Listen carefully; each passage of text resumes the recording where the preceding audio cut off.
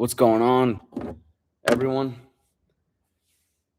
Let me see if I can find this home run derby.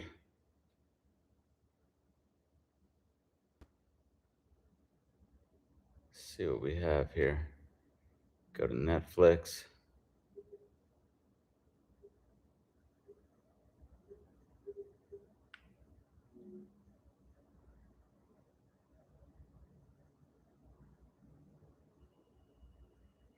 See if we can find this, yeah?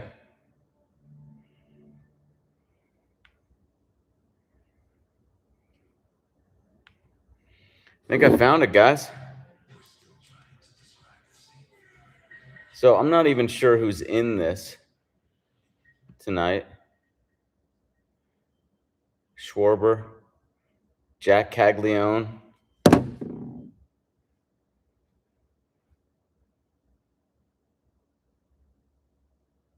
Man. So, what's up, guys? You guys have it on?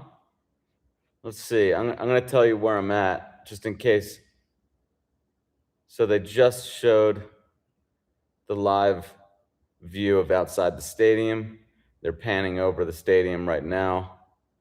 Just for those of you who are maybe going to rewatch it, there's someone who looks like Ryan Howard. There's Kyle Schwarber, Narakami, and Bryce Harper. So you can sync up with me. It's just the very start of this thing. Beautiful night there in Philadelphia. What a beautiful stadium, man. So we have Wilson Contreras, Jordan Walker, Jack Caglianone.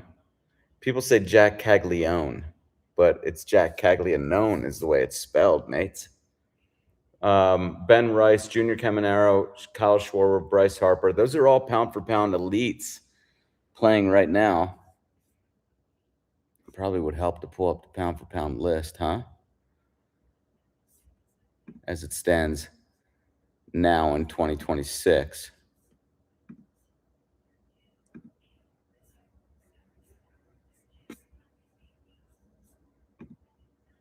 Let's see.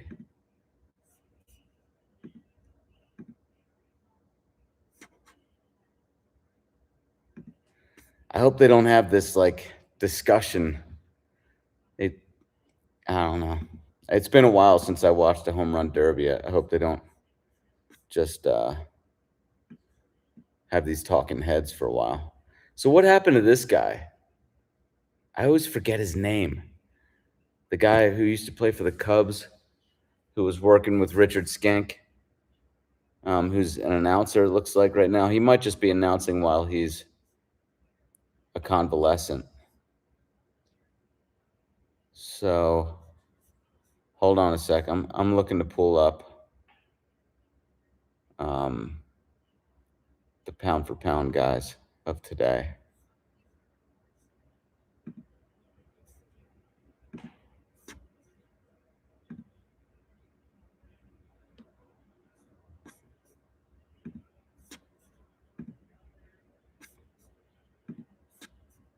Running a little bit late. Sorry, I'm not 100% prepared, but I'll get with you in just a second here. Let's see.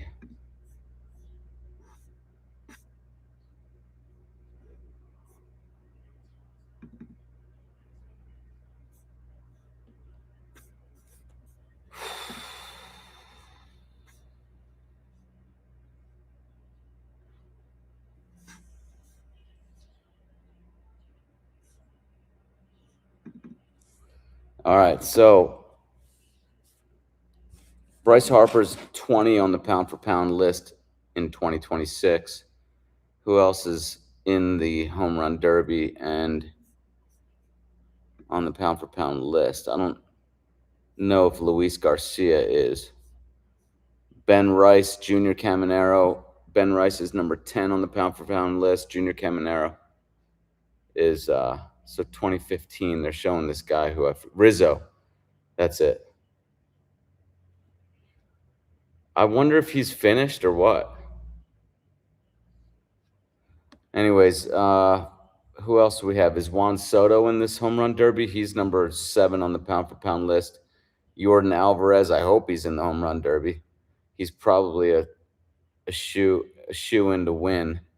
Kyle Schwarber, but I'm gonna go with Junior Caminero just because I like his swing the best.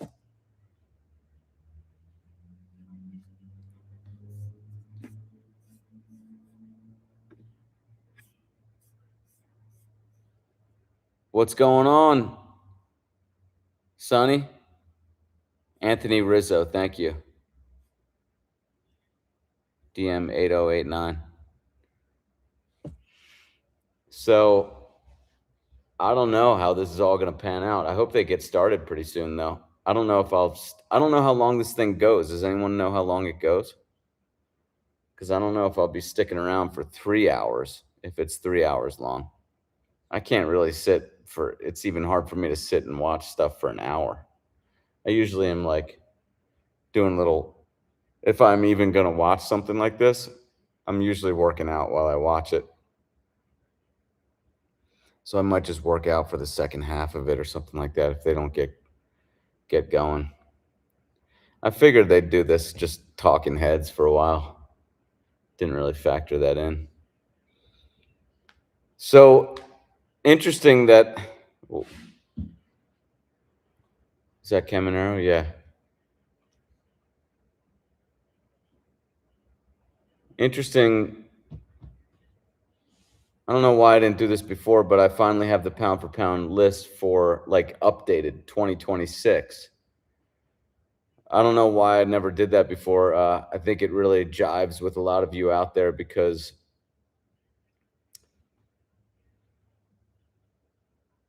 it's hard for people out there to kind of relate with the pound for pound greats of all time because we're almost always talking about guys who played long ago. Now, people would say, well, that's because the pitching was so much easier. I think there's something else going on. I think the reason why there are so many pound for pound greats, like all-time greats, the reason why the first one you see on the top pound for pound list is Shohei Ohtani. Amazingly enough, number 25.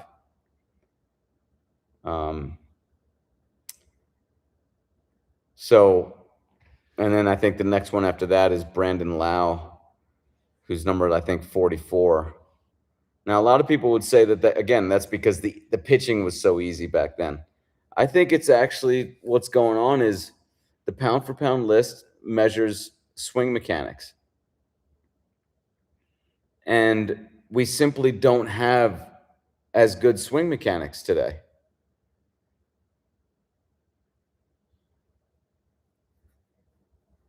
I think that's what's going on. I mean, the pound for pound equation was meant to measure the swings of hitters. And you know, I think what it's showing us when it doesn't show a current player until number 25 is that swings aren't quite as good as they used to be.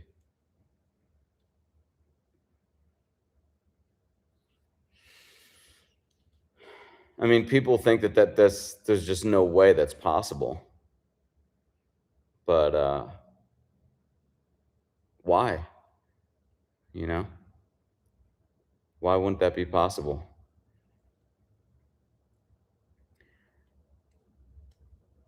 I think people think it's when you develop an instructional industry for a certain field, they assume that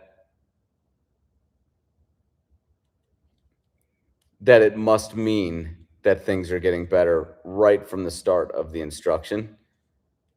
It's just not the case. A lot of times it's I always think of nutrition.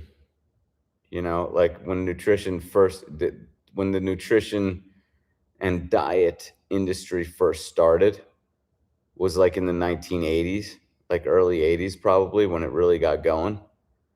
I mean, what did they do for 2 decades? Like, all they had you doing, I mean, is they just had you cutting fat out, and now we realize how important fat is in the diet, and they had you eating just, in ways that, when you cut your fat out, it's not the best thing to do. Um, I think what they were doing is they assumed that fat makes you fat. It's like a word thing. And funny enough, the same is happening in swing instruction in a way because they say don't drag the barrel. Um, they they think that dragging it's like a semantics thing. They think that dragging the barrel means that you're going to drag through contact. Um,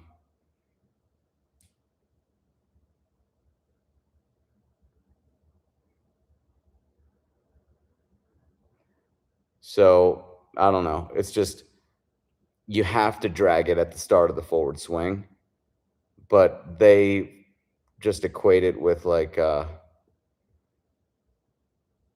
what's the one? I'm trying to think of what's the one that they say now that oh, that's what it is. They think if you have a long swing, it means you're going to take a long time to get to the ball. That's the one. And so a long swing has been demonized in swing instruction. And it's like a semantics thing. You know what I mean? They're like connecting the physical long swing, what they identify as a long swing, and they just say, well, therefore it takes a long time to get to contact. Anyways, and from there, we've been on that train for 2 decades, at least 3 decades, really. 4, 4 or 5 even. We've been on the train of, like, a long swing is bad. Look at this guy. He's got a great swing too. Who is that? Um,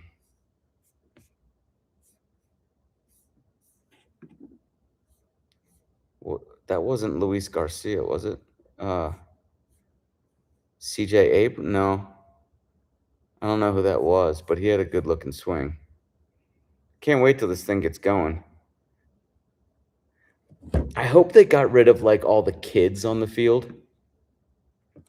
That really, to me, that just really cheapened the whole show. I hope they're not doing that anymore. Like, I don't know.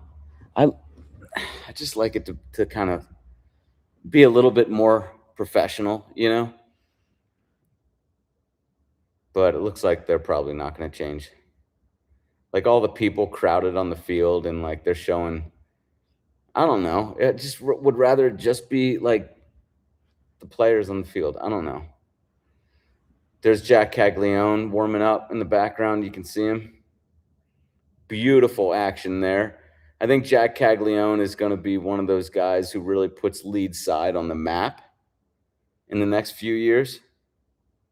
Sonny says, if you have a bet on someone, what's your pick? It might be Jack Caglione. It's hard for me because I am. Oh, that's Bonds, of course. They're doing the who is this swing? Let's see if we can pick it. Looks like Pujols, yeah. I was gonna say at first I was gonna say Rodriguez, but let's see this.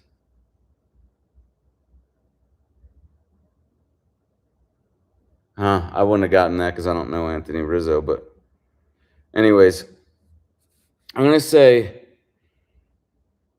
yeah, I'm a little partial to Jack Caglione and Junior Caminero because to me they have the best swings, but the best swing isn't necessarily going to win this. If Judge was in this, I don't think he has the best swing, but he weighs 280 pounds. I don't think many other people would have too much of a shot. Oh, he's doing Junior Caminero now. Here he is. See that action? That's the best action in the game right now. Let's see what they say about him.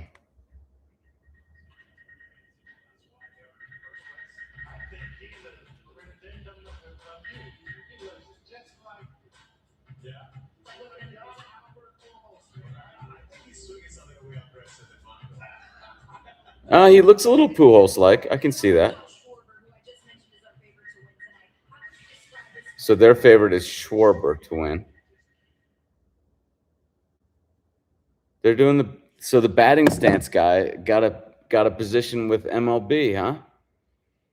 Interesting. You guys think I'll be hired by MLB one day to give actual swing analysis and not the junk that Mark DeRosa gives you? So he's in the batting cage, and look how awesome that is. These guys just have a nice facility. Look at that. Yeah, I'll go with, if I had to go between Junior Caminero and Jack Caglione,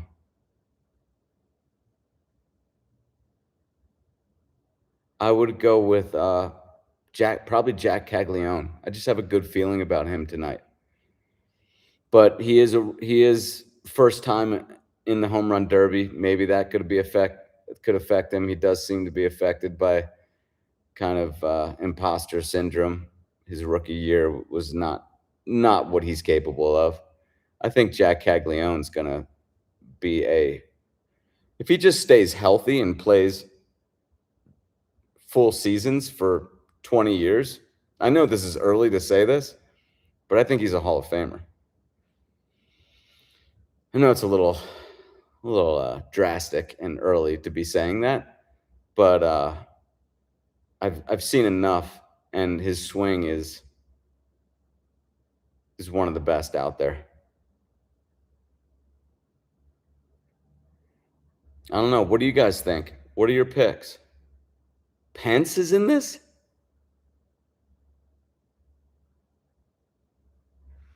Huh.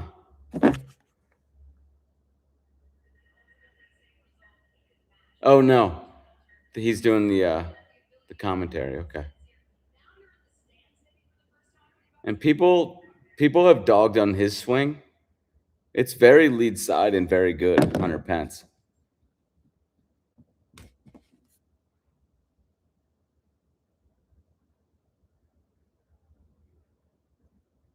Some Philly kids.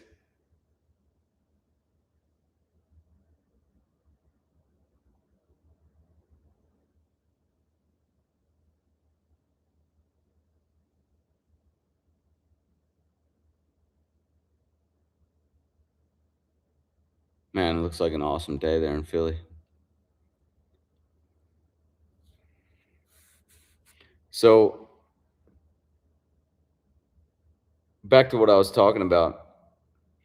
I developed what I'm going to start doing is doing like updated lists of the best pound for pound hitters for the current year.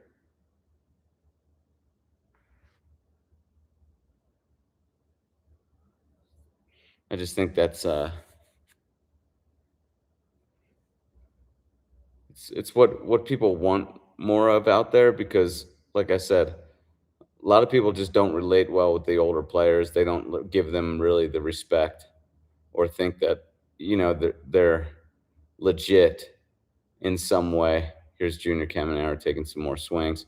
One thing I really like about Caminero and want to point out is the way he raises his hands prior to slotting.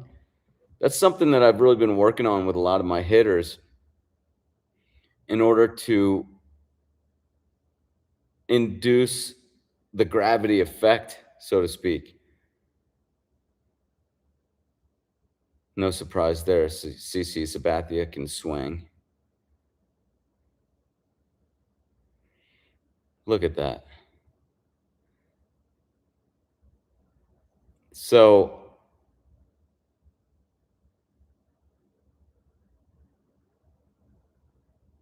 I have them, as they're taking their hands back, just take them back really high and let them fall. Because see how he takes it? You can see it right here. They're showing him on the big screen. He takes it really high as he goes back. And that way he's got a long distance to let it fall. So you can really exaggerate that fall action.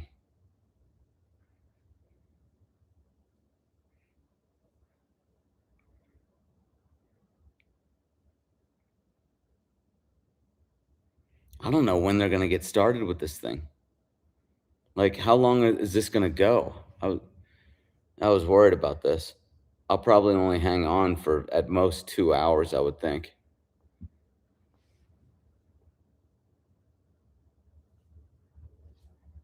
How did who was it? The Cubs that got rid of this guy? What were they thinking, huh? He's a sure Hall of Famer. And I know the Hall of Fame doesn't usually look kindly on guys who hit for power and not average, but he hits for enough power.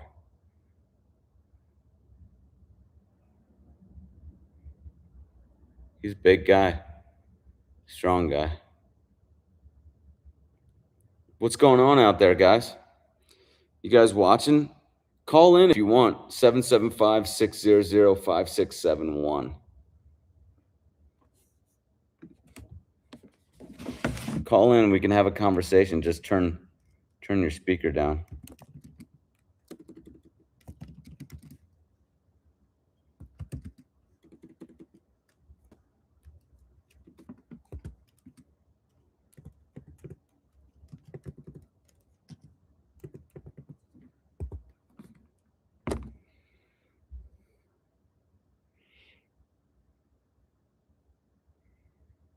Kyle Schwarber. Let's get going, fellas. Let's get going. Don't want to see Anthony Rizzo talking all night. So I wish we had a list of everyone who's in it. Let's see here. We got Bryce Harper. We got Kyle Schwarber. We got Jack Caglione. We got Junior Caminero. I'm sure there are a couple guys I've never even seen before or heard of. I don't really keep up with a lot of the present day players, but I'm going to start because I know that that's what people are interested in. That bat's pretty nice. Bonds bat. And here's Bryce Harper. What do you guys think? Bryce Harper? I don't like him as a pick. We'll see.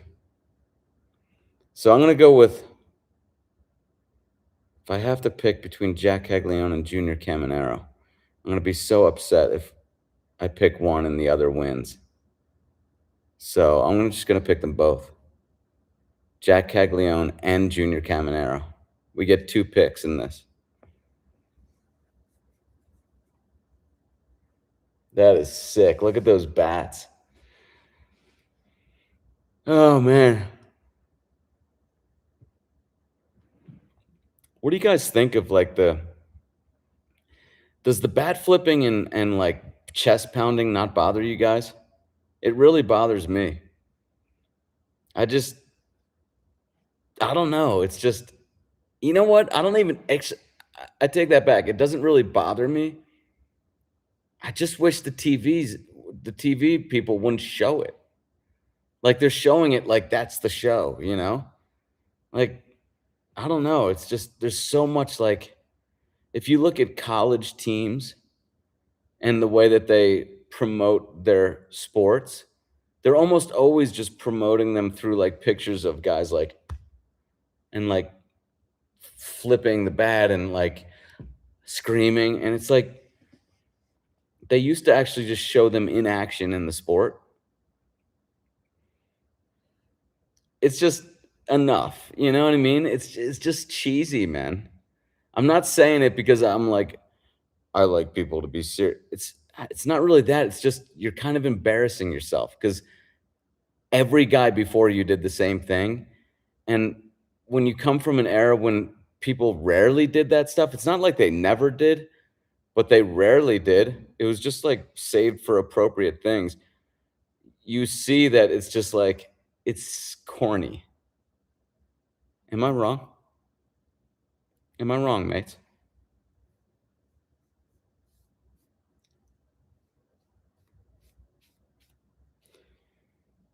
Oh, look at that Arby's cheesesteak. I'm gonna have to get that.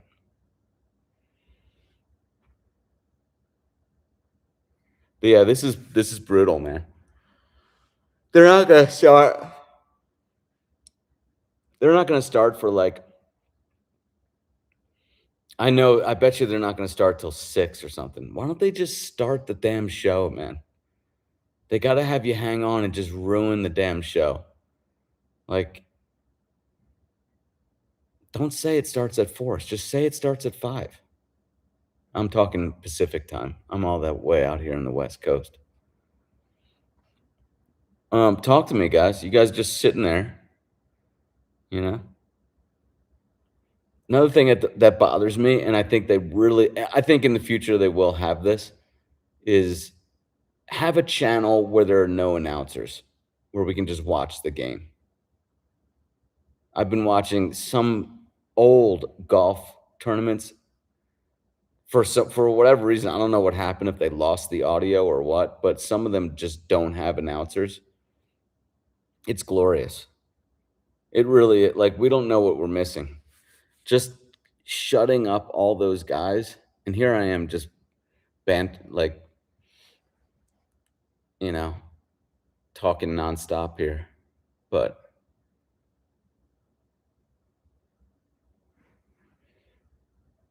the announcers really ruin it.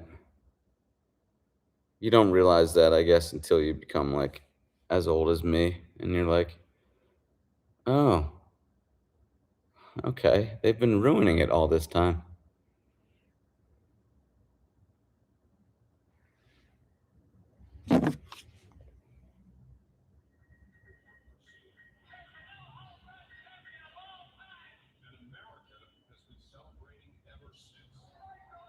Michael Jack Schmidt.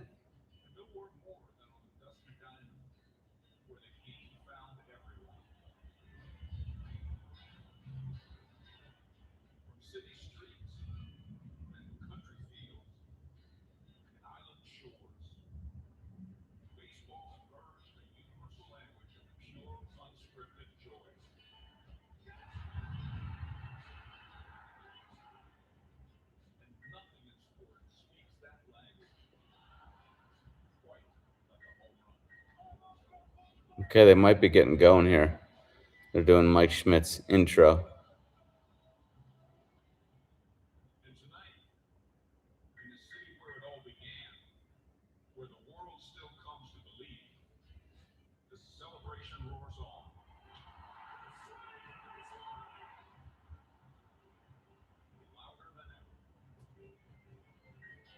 See, they kind of overdo the, I don't know, the chest pounding and bat flipping and stuff. So, problem is, kids are imitating that junk, and it's just so ridiculous. Especially when you think like Mickey Mantle, his approach when rounding the bases after a home run, he always said, "I don't want to show up the pitcher, so I try to run with my head down and go as fast as possible."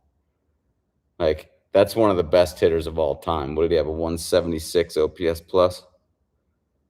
Beautiful swing there by Junior Caminero, ladies and gentlemen. I don't know. I think I might have to go with Junior Caminero.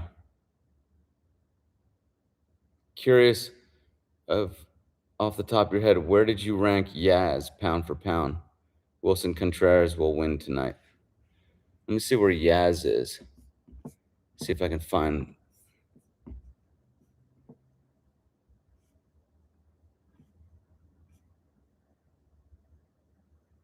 Hold on a sec. I'll try to find.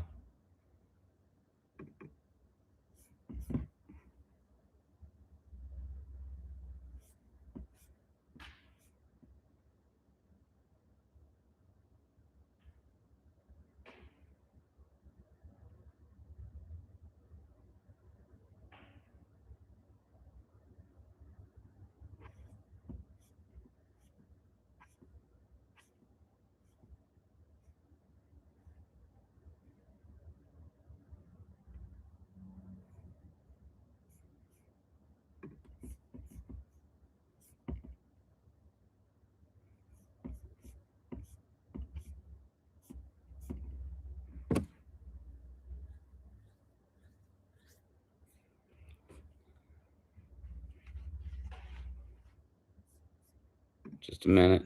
Gonna try to find where Yaz is on the pound for pound list.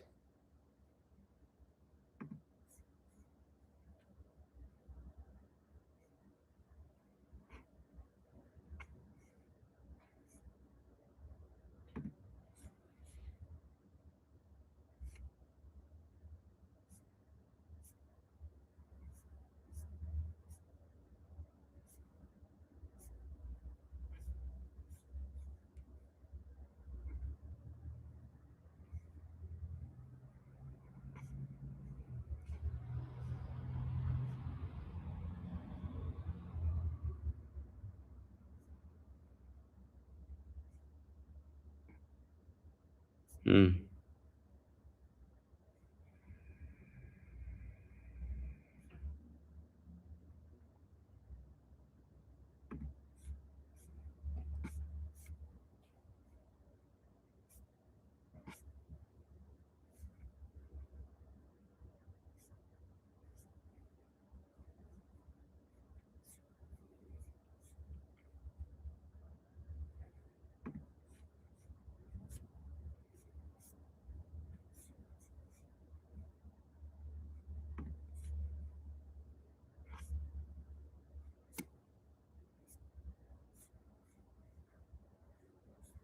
I don't see Yaz in the top 100. I only have the top 100 list right now.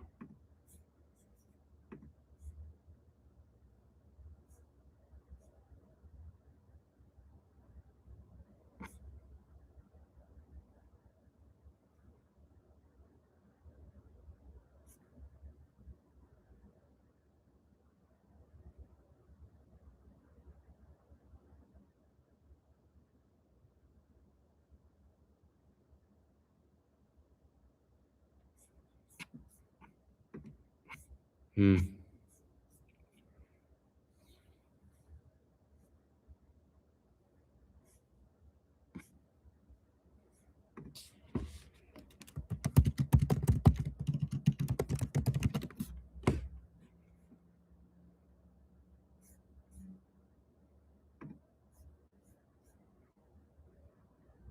What's up, Jamie? Says Caden Smithers. I got Caminero or Schwarber. Yeah, I like that. I like Schwarber too, but I'm gonna go with Caminero.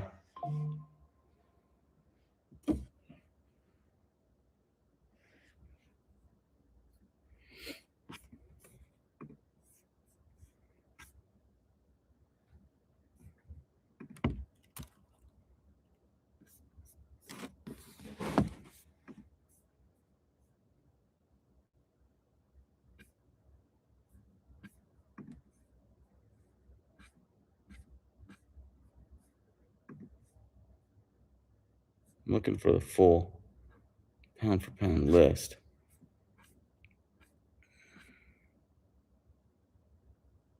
I think I might know where it is.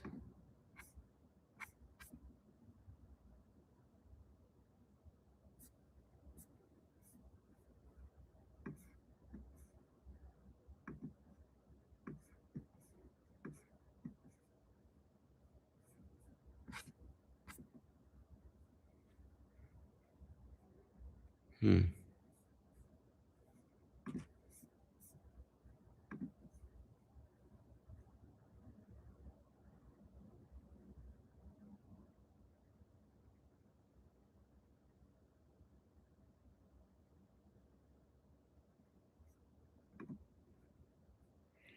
Man, they're just doing a bunch of pregame stuff, guys. Unfortunately.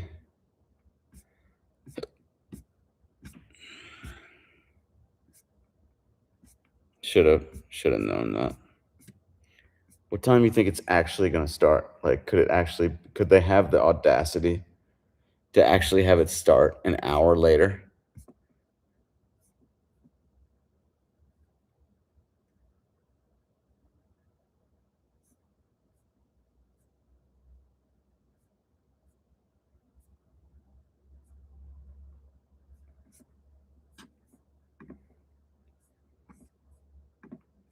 See, like, so Stephen Andrews Real Estate likes Wilson Contreras. Wilson Contreras is pretty high on the pound for pound list as well. He's number 29 on the pound for pound list. Kyle Schwarber is number 4. Kind of sucks if Jordan Alvarez isn't in this. Is Byron Buxton in it? Oh, here are the guys. Jack Leon. So Otani's in. No. Oh, just more commercials, I guess. Okay.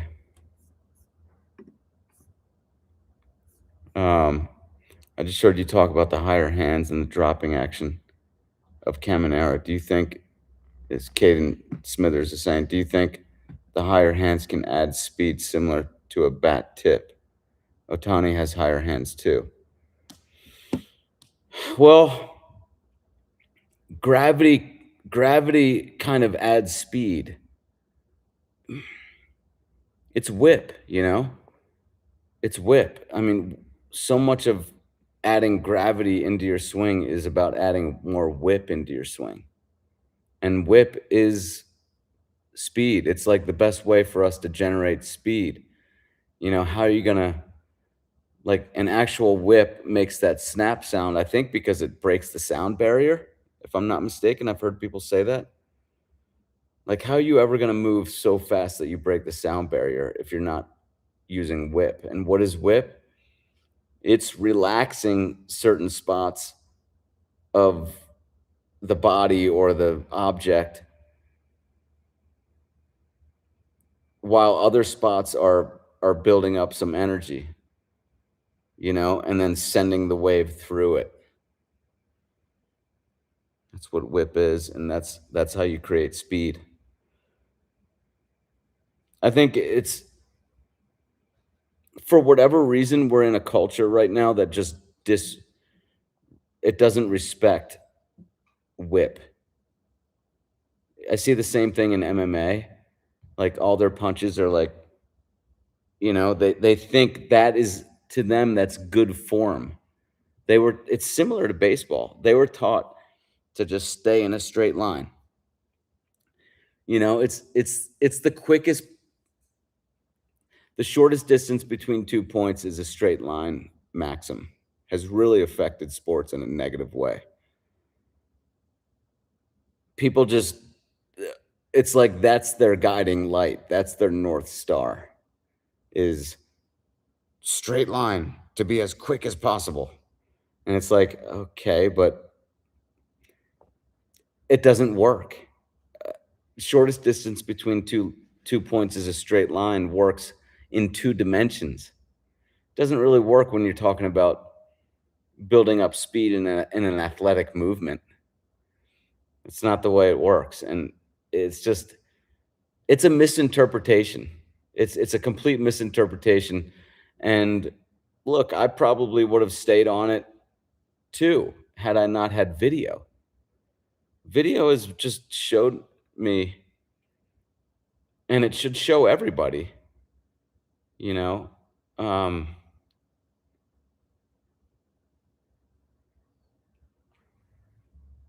what the actual truth is.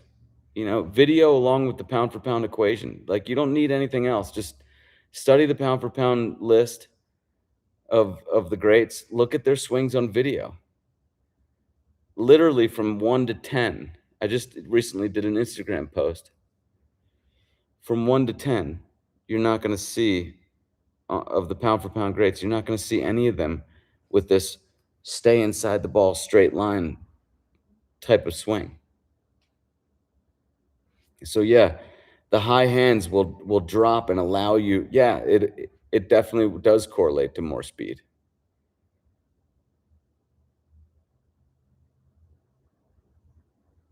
Tony Luke's the real taste of South Philly. I'm a big Jim's Steaks guy in Philly. Jim's is my favorite. They do use a different type of steak. I forget what kind it is, but maybe top sirloin. I don't know.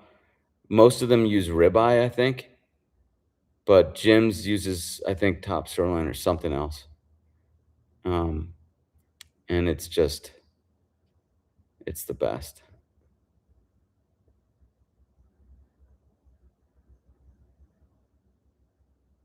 Philly, where I grew up.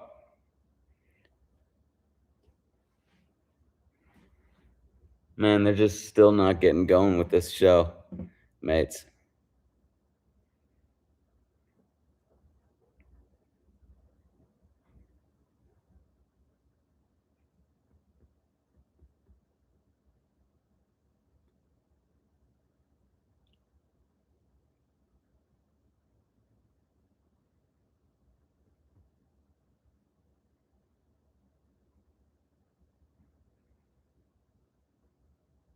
It starts at 5 p.m., huh?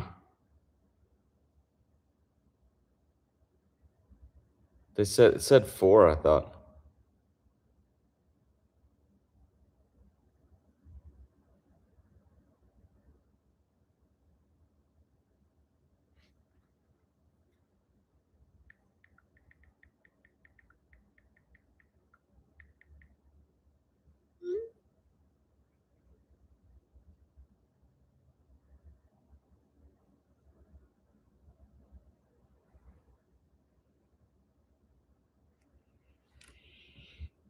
I thought it was at 4.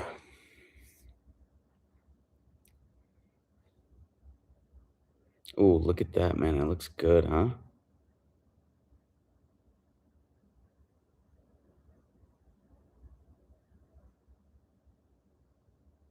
I wonder if all these guys who play in the major leagues, like, would they have to live in the city where they play? It seems like maybe you wouldn't. You travel so much. You could just stay at a hotel for the times that you're home. I don't know. I don't know if they even need to live in the city anymore that they play in.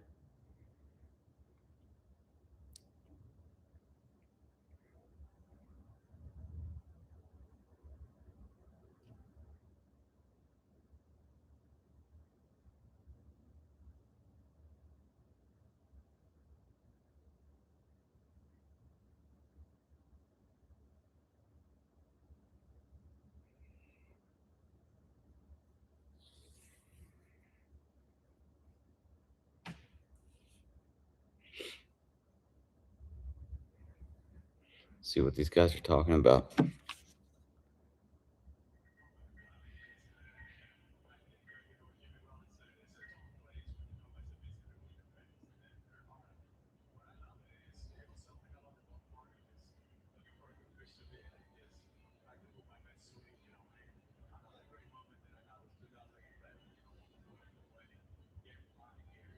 Pujols was ridiculous, huh?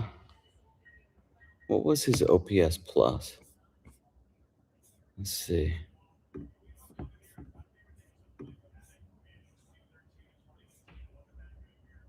Albert Pujols' OPS plus was 145.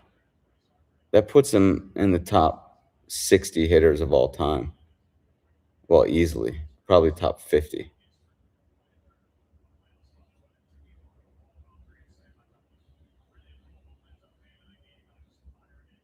Shohei Ohtani's OPS plus is 160. Mike Trout is 168. Alvarez is 167. And Aaron Judge is at 177. 5 points better than Mickey Mantle.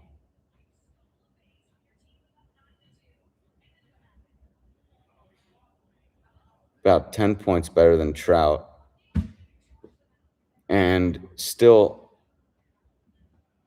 what is it, 30 points away from Babe Ruth. That's how ridiculous Babe Ruth was. I don't think people understand. He's still like 15 points behind Ted Williams. Williams and Ruth were just absolutely insane. People don't understand. And I know the word is that, well, pitching was so easy back then. And it's really unfortunate that people believe that.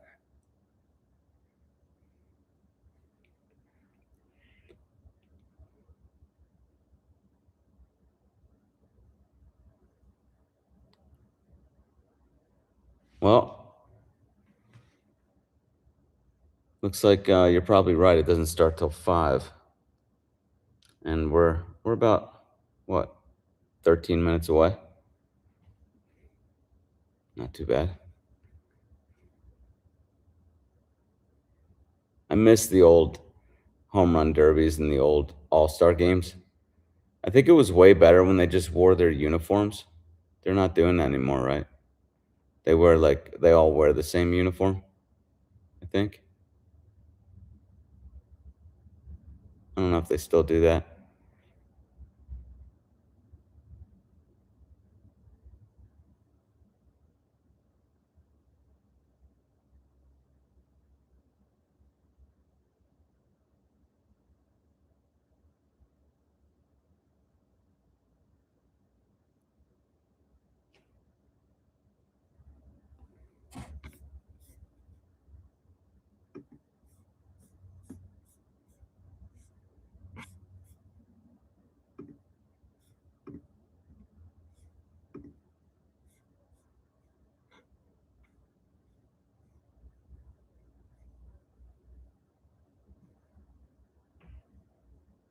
Lou Gehrig's still better than Aaron Judge as a hitter, 179 OPS plus. And really, the only people ahead of Judge now are Gehrig, Bonds, Williams, and Ruth. That's how good Judge is. Top 5 hitter, basically the fifth best hitter of all time. Crazy. I mean, but still, we haven't seen anyone like Ruth. We haven't seen anyone like Williams.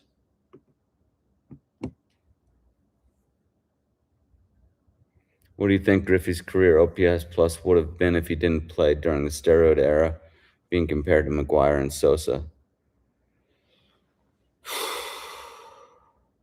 It's a good point, because OPS plus is a stat that compares you to your peers.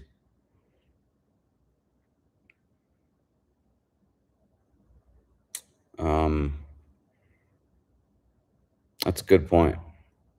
I do think his OPS plus seems a little low for his 630 homers, 284 average. Like, his OPS plus seems like it should be more than 130. What is it, 6?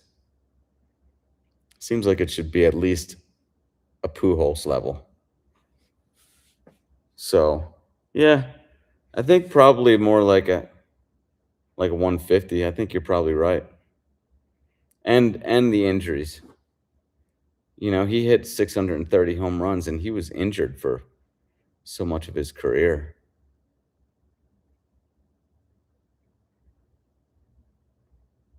Yeah, Griffey, I think he had the best swing of all time.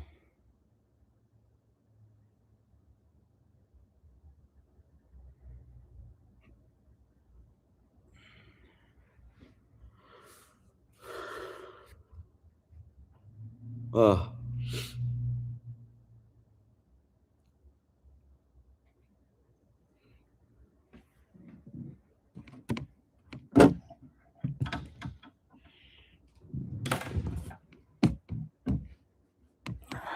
let's go over here. Let's go over here. Go over some swing stuff real quick. Something that I've been thinking about lately with regard to the swing is,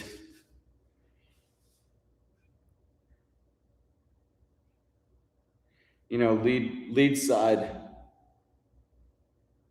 dominance or more lead side will have you, when you utilize more lead side, like I just talked about, you'll have the barrel drop. So it is helpful to get a little bit higher so that you can feel this drop action. Couple things.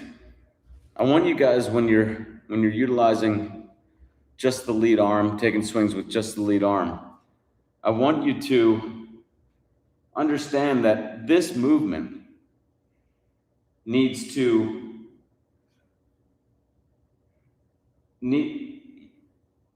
it may help to kind of understand that this movement sort of places pressure on the lead side. If you just have it hinged, let's just say you have it hinged like this, and you just go back, there's not as much pressure at that moment being put on the lead arm.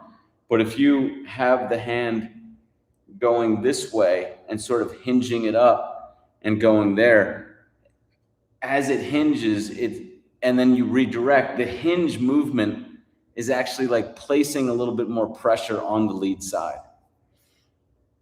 I hope that makes sense. Also, it's real easy with just the lead arm to feel this dropping action. This is kind of how it's going to look in regular motion as you're doing the swing. You're going to get that lead arm compression. When you add the back arm, what the back arm wants to do is the same old movement it always does. But if I do this is kind of pushy, even though it doesn't feel like it. This is kind of pushy. Because is this really the position that I was just in with just the lead arm? Here's the position with just the lead arm. Here's the position that I think feels normal. So a lot of times when people add the back arm, they feel like they have to get into the same old back arm position. That knocks them out of the lead side dominant action that they established with just the lead arm. So when you add the back arm, especially as you pass through this point in the swing, feel like the back arm is just dropping down. It's really just dropping down here. It's not doing this. This is what people want to do. And this is a little bit of a push. It doesn't feel like it, but it ends up being a push because this is not where you would be if you were swinging with just the lead arm. See, when I swing with just the lead arm, I pass through a position that's very much like this, right? So to feel myself pass through that, it's more like I need to do a movement like this with the back arm, where the elbow almost goes to my back pocket, not here in front. That'll allow you to stay more lead side pull. See what I mean? So, you guys can even do this right now. Just take swings with just your small bat. Feel the hinging action, kind of place a little bit of weight on the lead shoulder and upper back of your lead side. So you're hinging and it places some weight there. And then, of course, we're going to drop and flatten. Lift your arm up real high and drop it as you go back. So you can really feel the dropping action. And then just add the back arm. And as you add it here, we're going down here with the arm. My elbow is going more to my back pocket, not here. See the difference? So I'm here with just the lead arm. And then when I add the back arm, I'm there. Trying to feel the same movement, right? Here, people want to do this. They want to do this. That gets them way outside. So the whole thing about coming around the ball is really about that move. What people are saying when they're saying people come around the ball, and that's really just using too much back arm. That's what that is. It's utilizing too much back arm, especially at the transition point in the swing.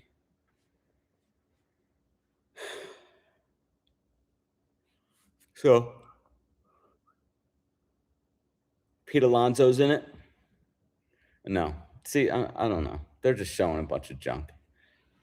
I'm getting thrown off. What do you guys think happened with Vlad Guerrero? What do you think has happened with him? I haven't really looked at his swing, like to see if there's anything different with his swing. But I never was really loving his swing, as you guys know who know his swing. It's a little pushy. It's a little this. He gets into good contact, but it's typical of today's swing, honestly. Like I think people can't make it through the gauntlet of major league coaches without like changing their swing.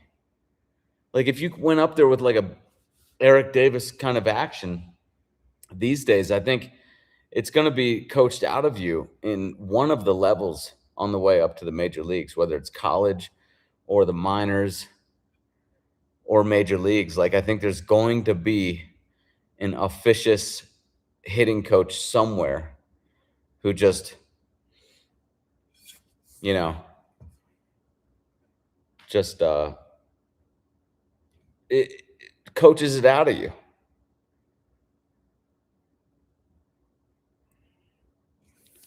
I'll be right back, mates. This show's about to start, I believe. This show's about to start.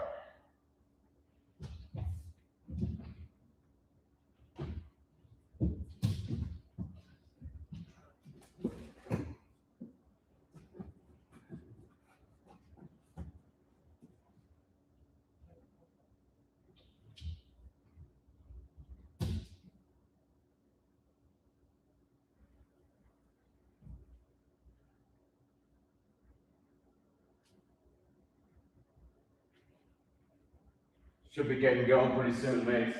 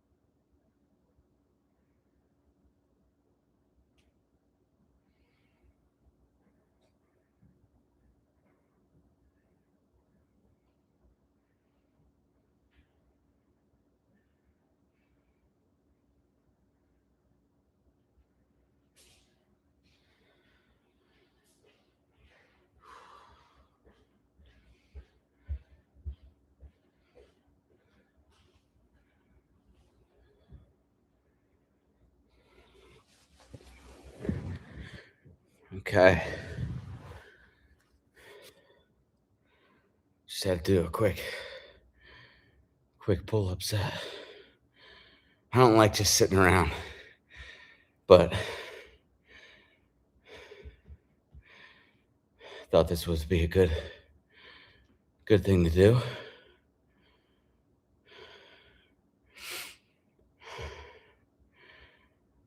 You guys can see my facility.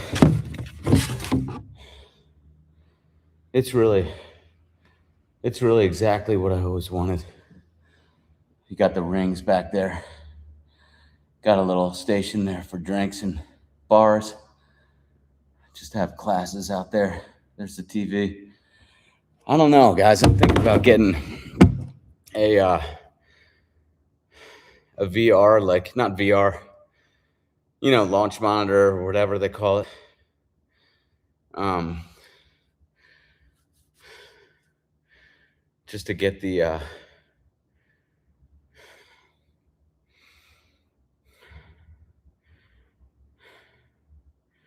whatever. What do they call it?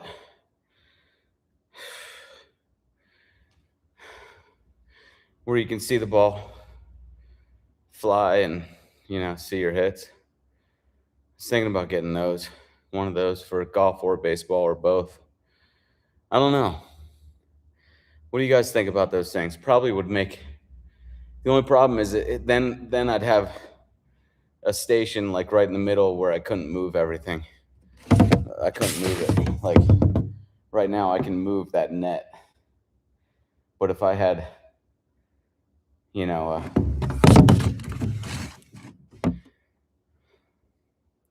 a launch monitor for baseball or golf, that would be it'd be like almost like a box where I'd have to put the equipment and everything. I don't know. I probably won't do it. What do you guys think? Should we do some pull-ups like in between? Do like 5 pull-ups for every new hitter that comes up, maybe 10. We can do that. What do you guys think? HitTrax, yes. Looks like Vlad Jr. has had recurring lower back problems. Oh, is that right? I didn't know that.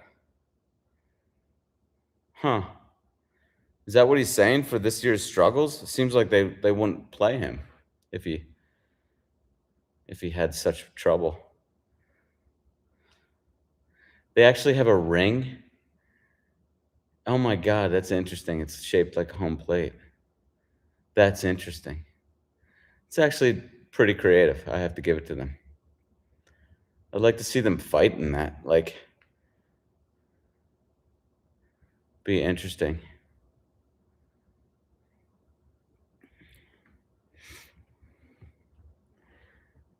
Jack Caglione. Let's see what he can do. That dude is a monster. And he's got a great swing. I think he's going to one day, he's going to put Maris's record to test.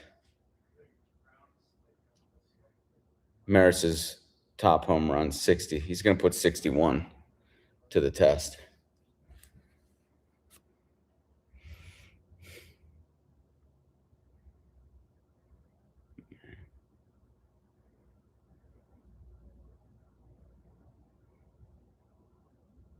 So who is this guy? This is the guy who I didn't know.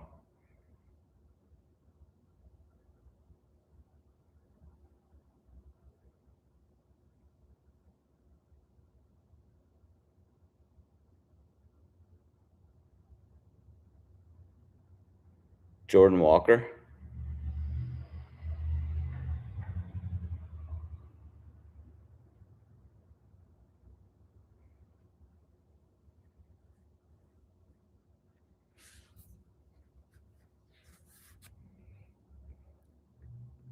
Walker's a big dude, huh? Parenti Import says. And then we got, who do we have here? Wilson Contreras. Let's see where he is on the pound for pound.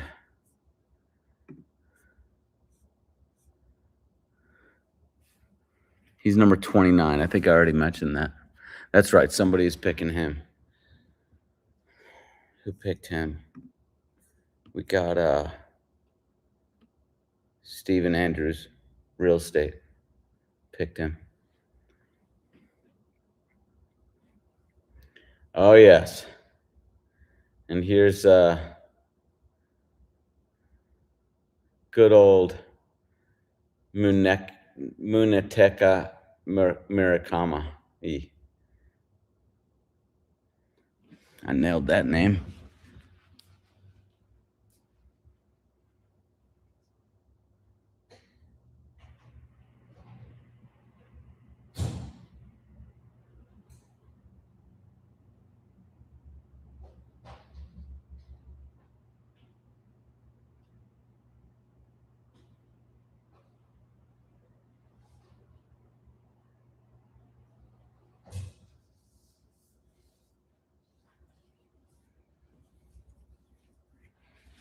Anybody out there using rings? Junior Caminero. Let me know if you're using rings on a regular basis out there.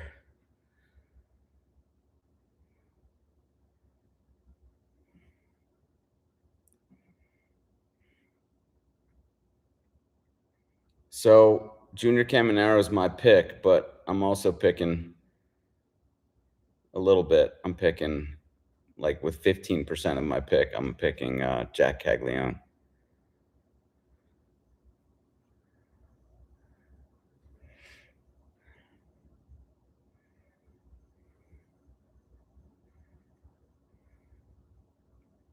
Ben Rice.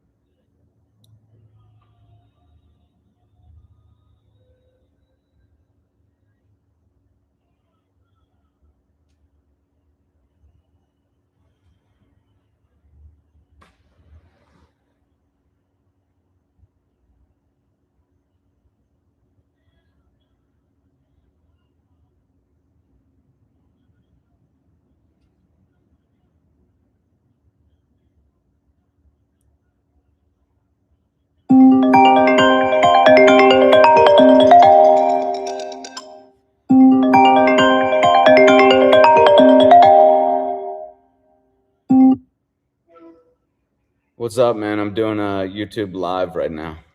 There you go. Yeah. Let's go. Get me Tune- on there. I'm gonna get on there. I'm gonna freaking make you a multi-millionaire. Let's go. All right, man. Talk to you later. Later.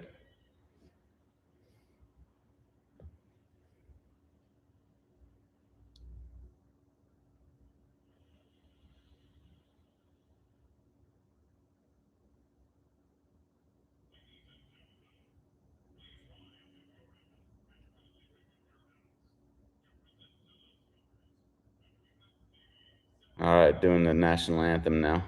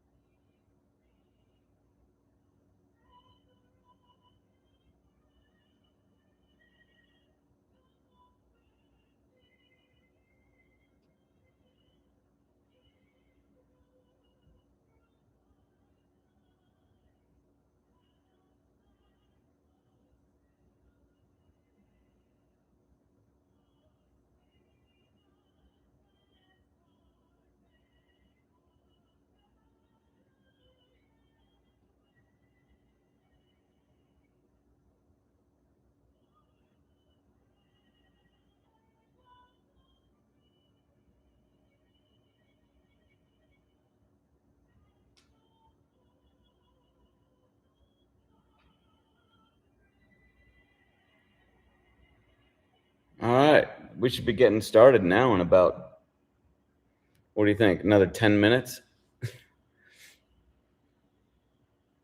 I already been on for an hour and 10 minutes.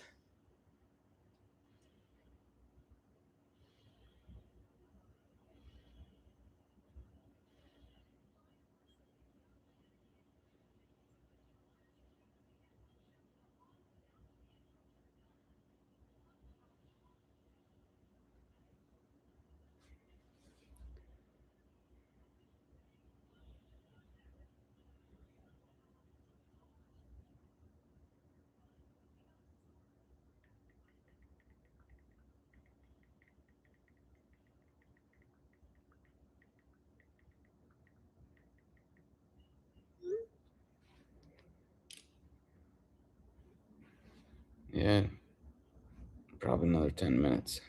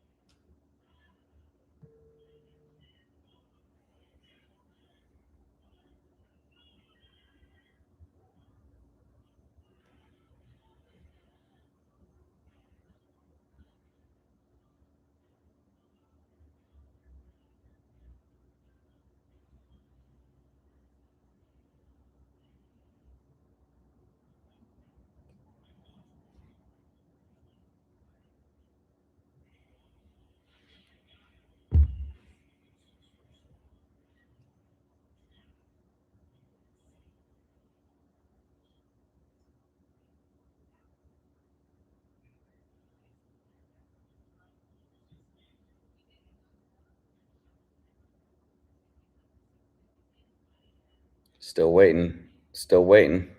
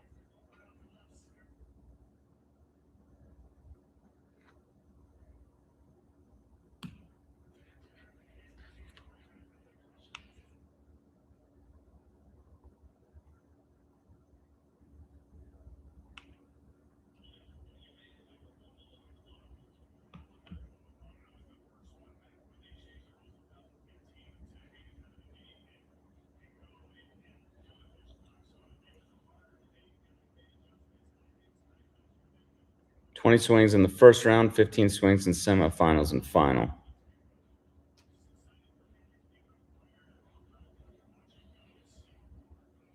Top 4 finishers in round 1 advance to semifinals. Might just have to do round 1 for this live. I don't know if I can sit here and watch this. It's a little unbearable, honestly. Sorry. Not to be negative, but this is why I don't really watch baseball. Dude, how is that not the kid from Jerry Maguire? That is a cute kid.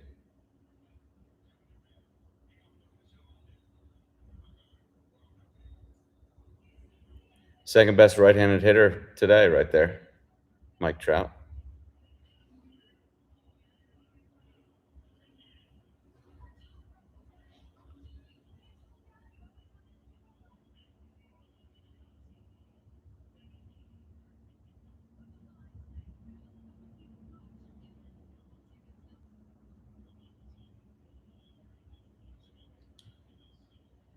Parenti Import says the human head weighs 8 pounds.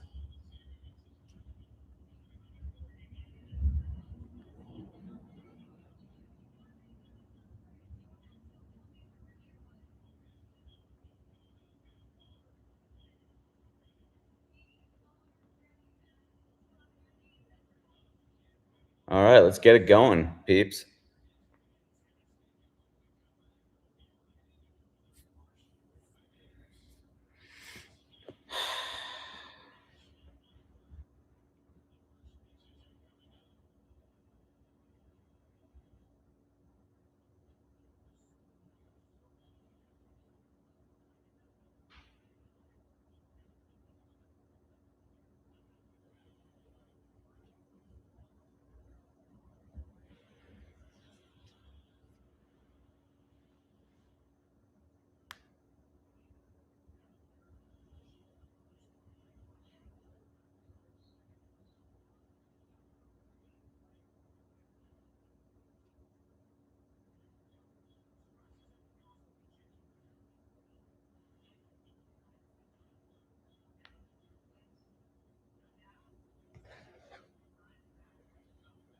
It's funny, like these streaming companies, it's almost like it's going back to the way it was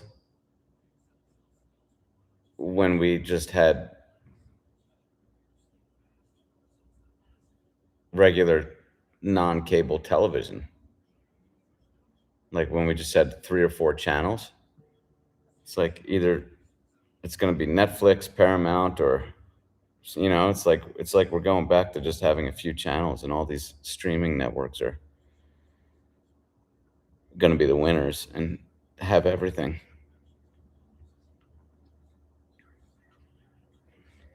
The commercials are unbearable, mates.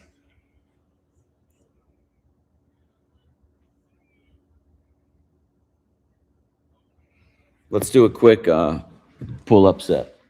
I'll be back. Quick pull-up set, mates. Let's go.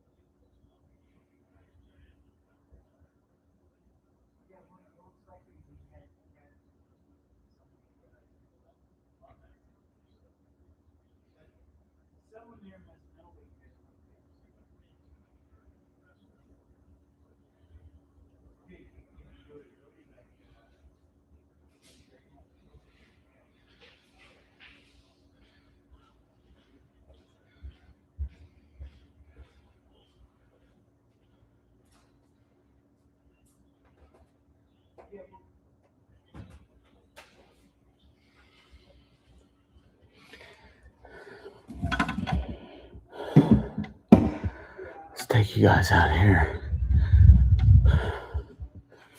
Let's take you guys out here.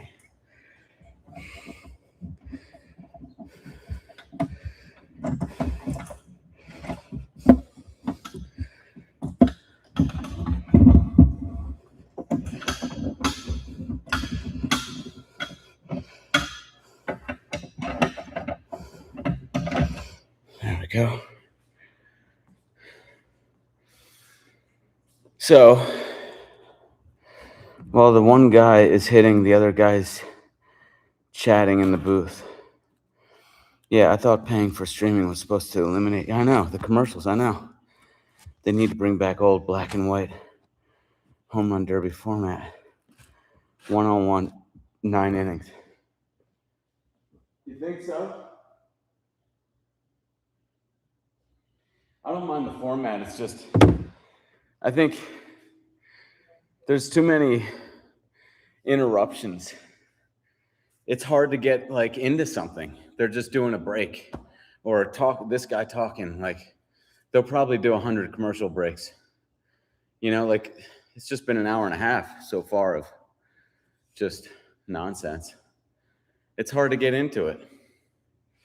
We'll see. See how it goes. Oh, yeah, I see what you're saying. While one guy's hitting, the other guy's chatting in the booth. Yeah.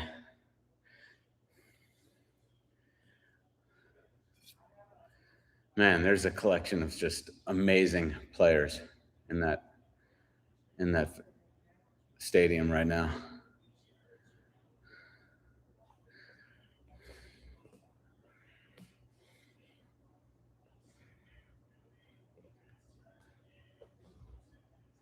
Don't forget to take swings from both sides out there.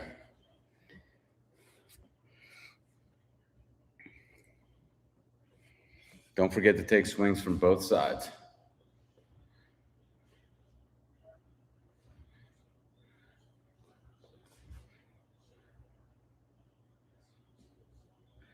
Do you guys think that I actually think this is a possibility in the swing that someday they're going to possibly just start from out here. And then as the pitcher's winding up, come here and then swing. So the swing will actually start here so you can take a backswing. So like here. I really think that's a possibility. Because there's really no point in just staying up like that. So here we go. Contreras has hit one. Looks like it might be out. Nope. Just short.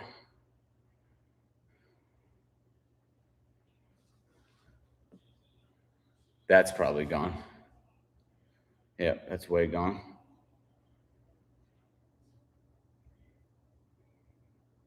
$463 feet. Jeez.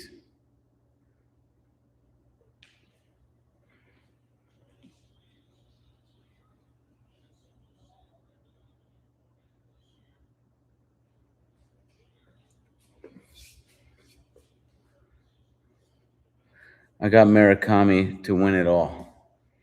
Okay. So we got one for Murakami. We got one for Contreras, one for Schwarber, one for Wilson.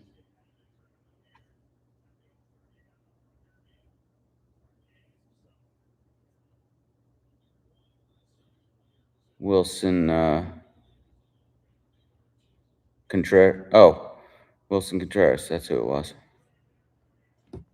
How many has he got now? He's got 3 homers, 14 swings left.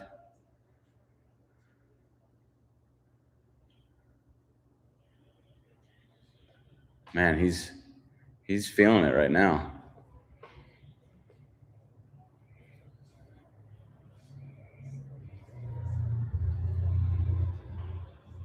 That's another one.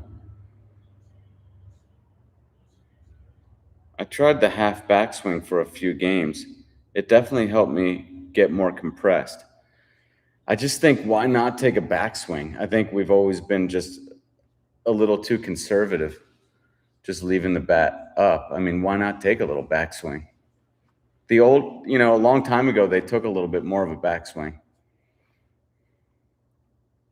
I just think it could come back.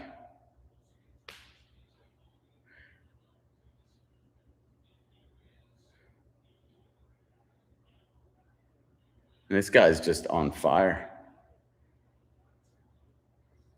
This could take a while, like going through all these hitters.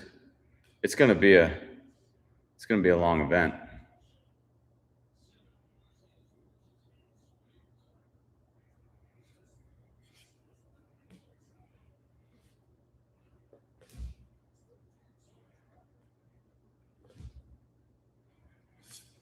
That's another.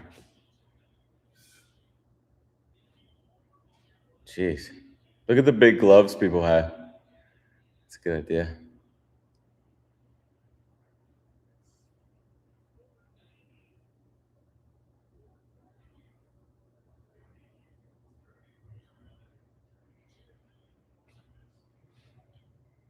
No, missed that, I think.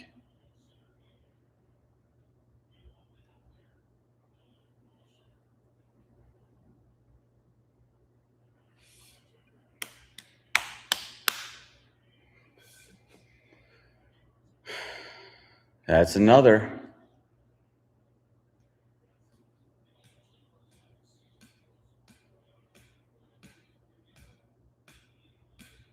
This guy's just crushing it.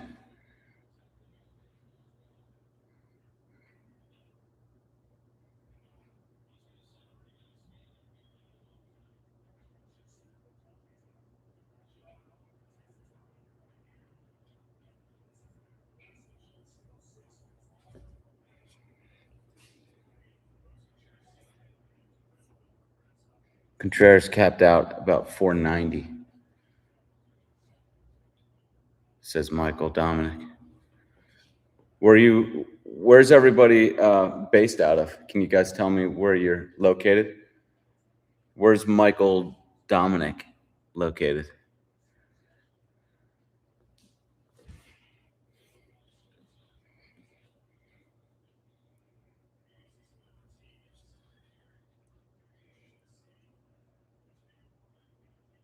I'm just kidding. I know Michael Dominic. I know where he's located. Chattanooga, Tennessee.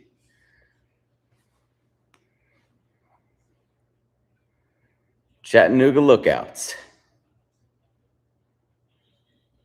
Tempe, Arizona for Sledgehammer Baseball. Nice. Tempe's awesome. Arizona. I'm always a little jealous of people who live in Arizona because they literally never have to deal with cold weather. Man, this guy's just on fire.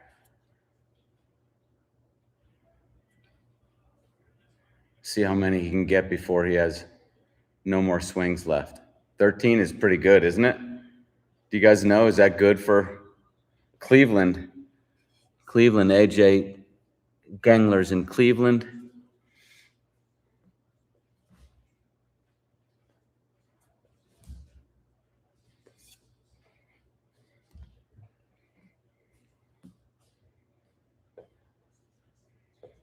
Contreras wasting some time putting pine tar on his bat.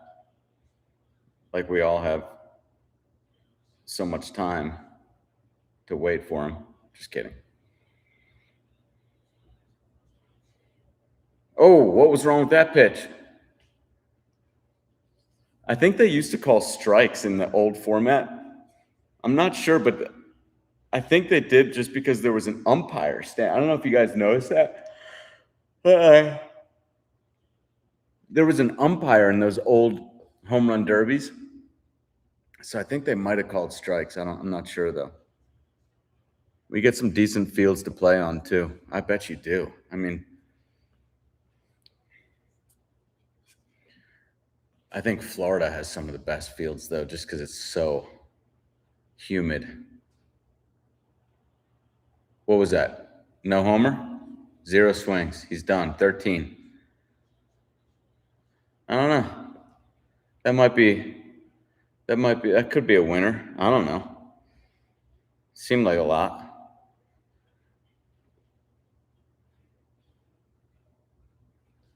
So Stephen Andrews Real Estate has Wilson Contreras.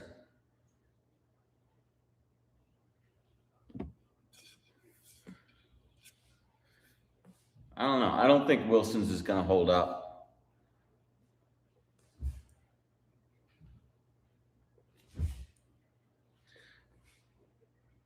So when you're going back, I mean, at least we should start from here. You know? Go back. Start from here. Go back. I think Did anybody ever start like this? I guess Mel Ott kind of did. The pound for pound number 3 best hitter of all time. Babe Ruth, I think, kind of did. I think he would do this. But Ott came down like this. He dropped the bat like that. So number 2 and 3 all time dropped the bat pretty low and did a backswing.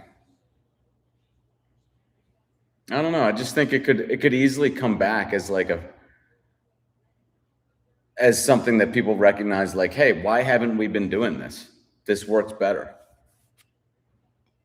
But the trend right now is like to be real stiff.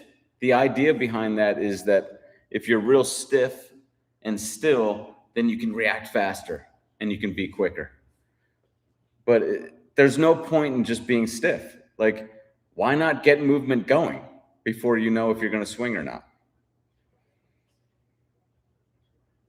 You don't have to be still to be fast.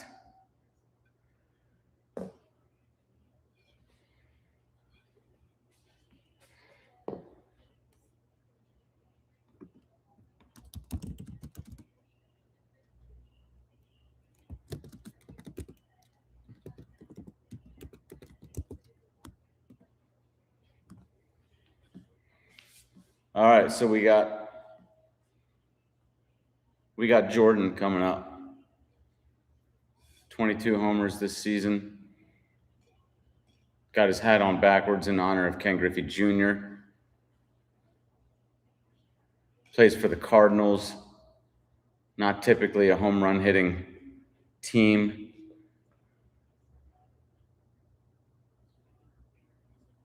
Usually more associated with speed. Jordan Walker, ladies and gentlemen. Jordan Walker.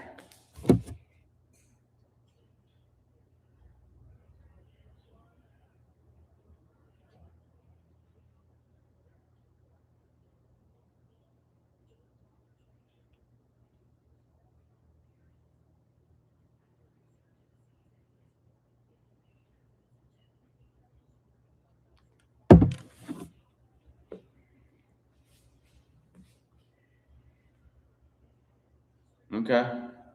2 homers. Let's see if he can catch Contreras. That's another.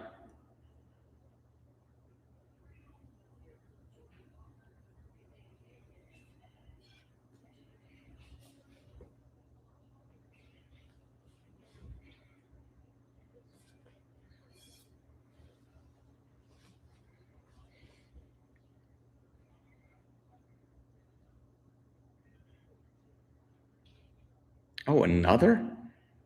Jeez. This guy's just a machine.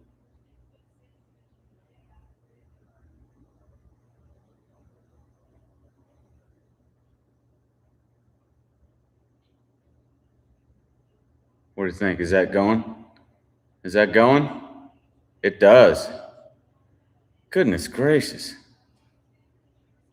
426 feet. This guy's focused. This guy's focused.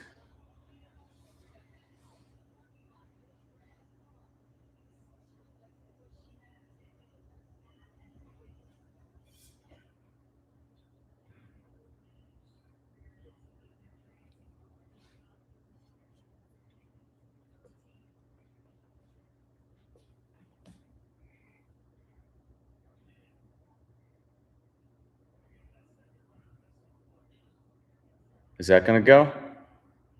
Looks like it will. Dang. Just doing it like it's nothing.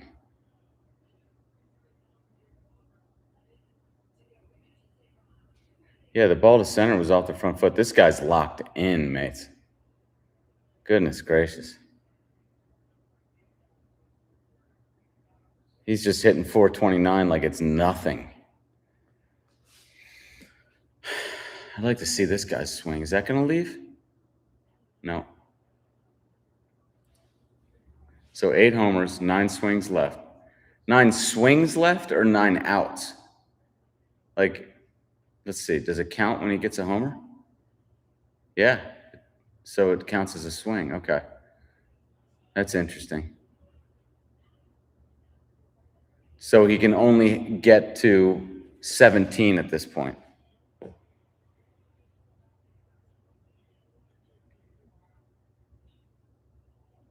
This guy's just a monster, man.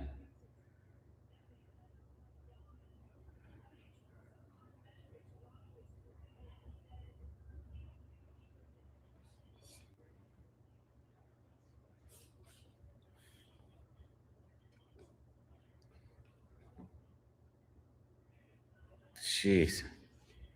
How many did Contreras have? Was it 13? Yeah. So he's going to catch Contreras, almost no doubt.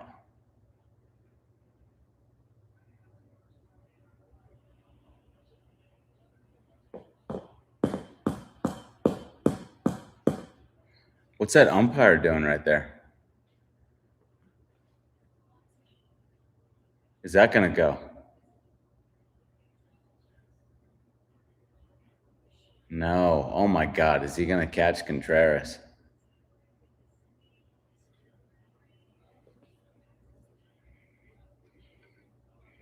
I wonder what the most home runs was for a round in this format.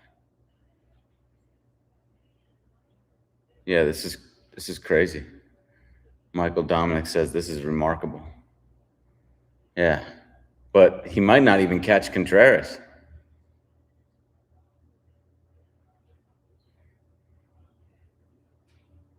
I'd like to see this guy swing from the side.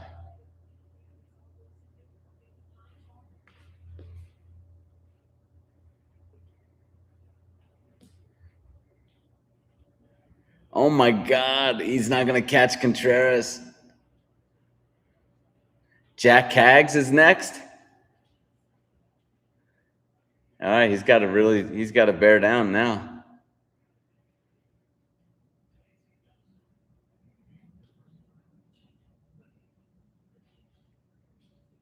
Yeah, this is the highest level. That's gone. So let's go. You got to get Contreras right here. You got to do this one. This is a must. This is a must. We got to do a pull-up set. Everyone's got to do a pull-up set after this. Each new guy that comes up, we got to do a set. Or else we're just sitting on our ass here watching other men play a game. It's not good. There's Crow Armstrong, number 2 on the pound-for-pound list today. And he caught Contreras, it looks like, ladies and gentlemen. Sick. Oh, and he's got 1 swing left. Maybe I didn't understand what's going on because I thought he already had just 1 swing left. Oh, and he misses it. Well, he caught Contreras. That's good.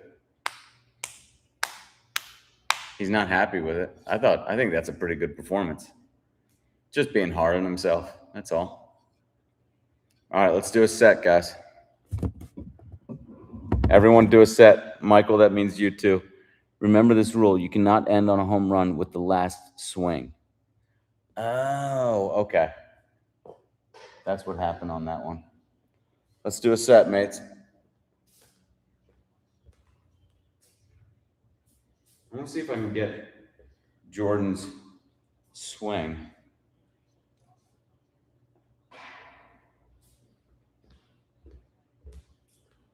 Going to do a pull-up set. Everyone needs to do a pull-up set. If you don't have rings, you need to get them.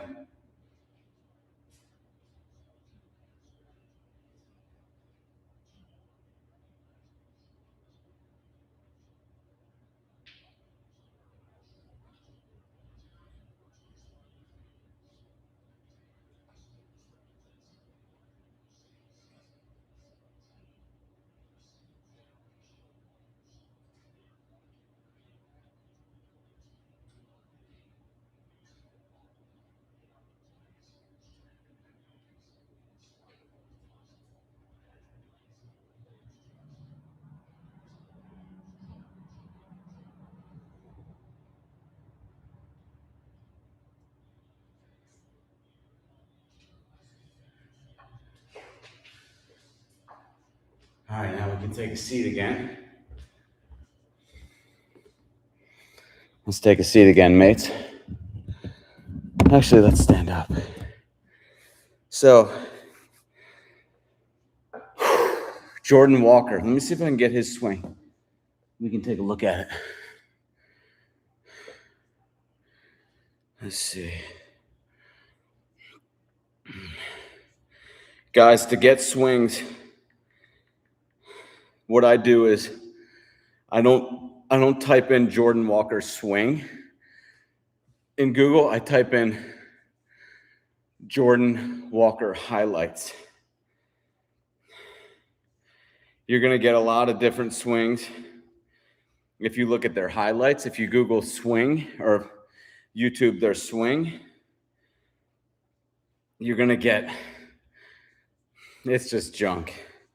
It's a super slow motion side angle, but it's just too slow and just not a good way to do it. Serious play. Let's see if I can get it. So here's Jack Caglione. This is my 15% pick. My 15% pick is Jack Caglione. Mostly I'm Junior Caminero. Here we go. I'm going to get one of Jordan's swings.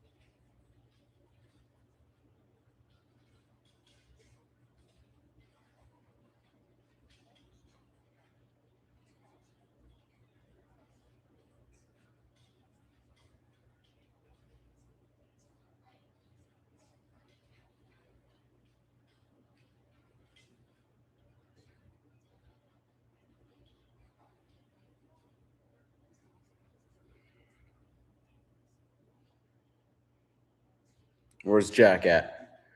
Oh, glad I only picked him for. Oh, Jack, you're not doing it, mate. Not doing it. He's got no shot now unless he hits nothing but homers. Oh, he's not. That could be gone now. No. Jeez.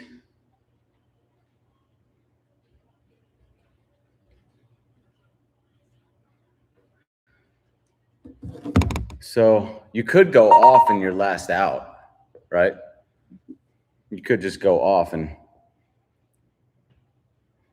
hit like 10 homers.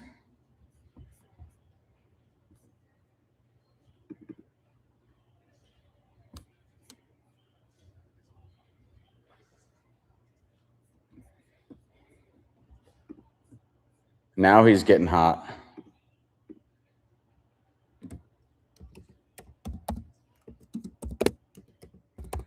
What if they added up like the total distance and went by that your home runs went?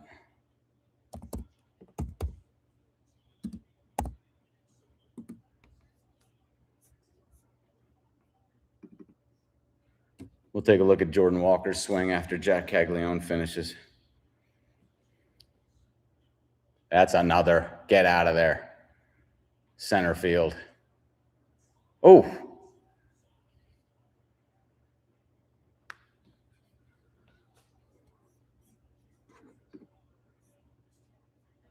Who's going to have the longest home run in 26? Yeah. So, man, it's going to take a miracle for him to reach 13. It's not looking good for Caglione. Is that his dad, or is that his dad pitching?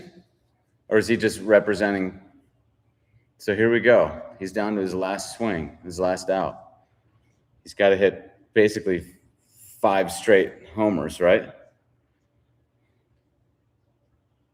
Oh, it's his dad. Okay.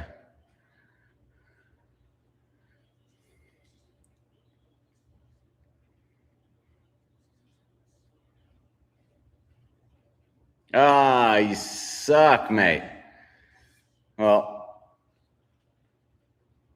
man. It's all right, Jack. You're all right. I don't think it's going to cut it, but let's take a look at Jordan Walker's swing here.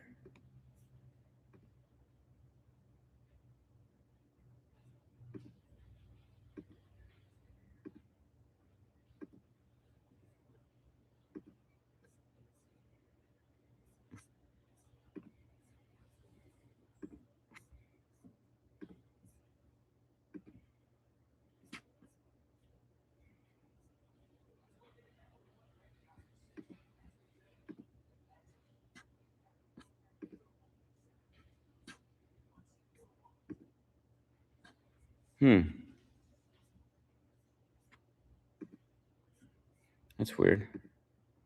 They're not letting me share the I'll just share the whole screen, I guess. Let's see if we can get to Jordan Walker's swing here. So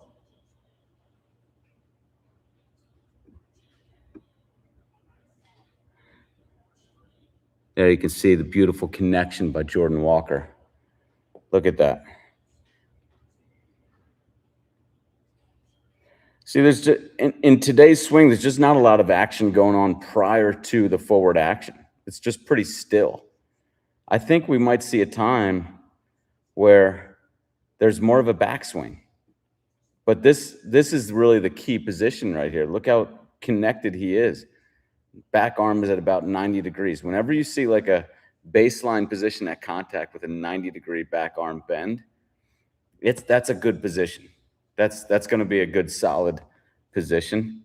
There's a little bit of leaning back in his swing, but I think that has to do with he's just a little pushy back here. But he's a little pushy back here because there's no movement heading into the forward action. So what else are you going to do? You have to push a little bit. If you have more of a backswing, like who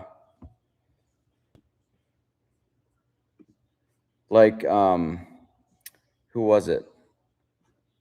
Caden Smithers, I think it was, who said that they took a little bit of a backswing.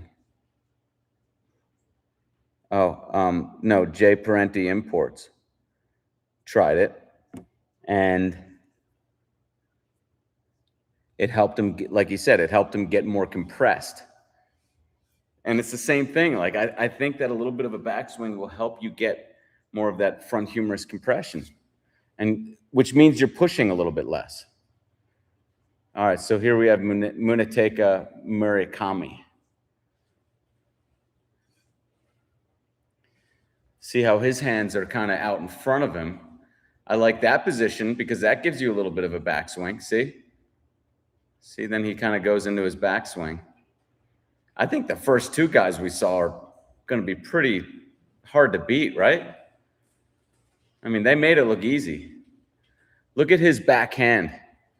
If I'm not mistaken, I thought it was pretty loose on the bat. Let's look at his backhand here. Look. I thought maybe I saw like the pinky off of it.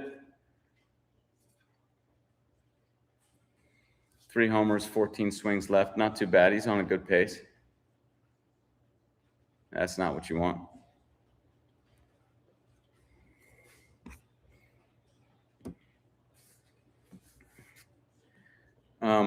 Oh, did we need to do a set? We needed to do a set and we didn't do it in between. Got to do a pull-up set, guys. If you don't have rings, shame on you, but you can still do some push-ups.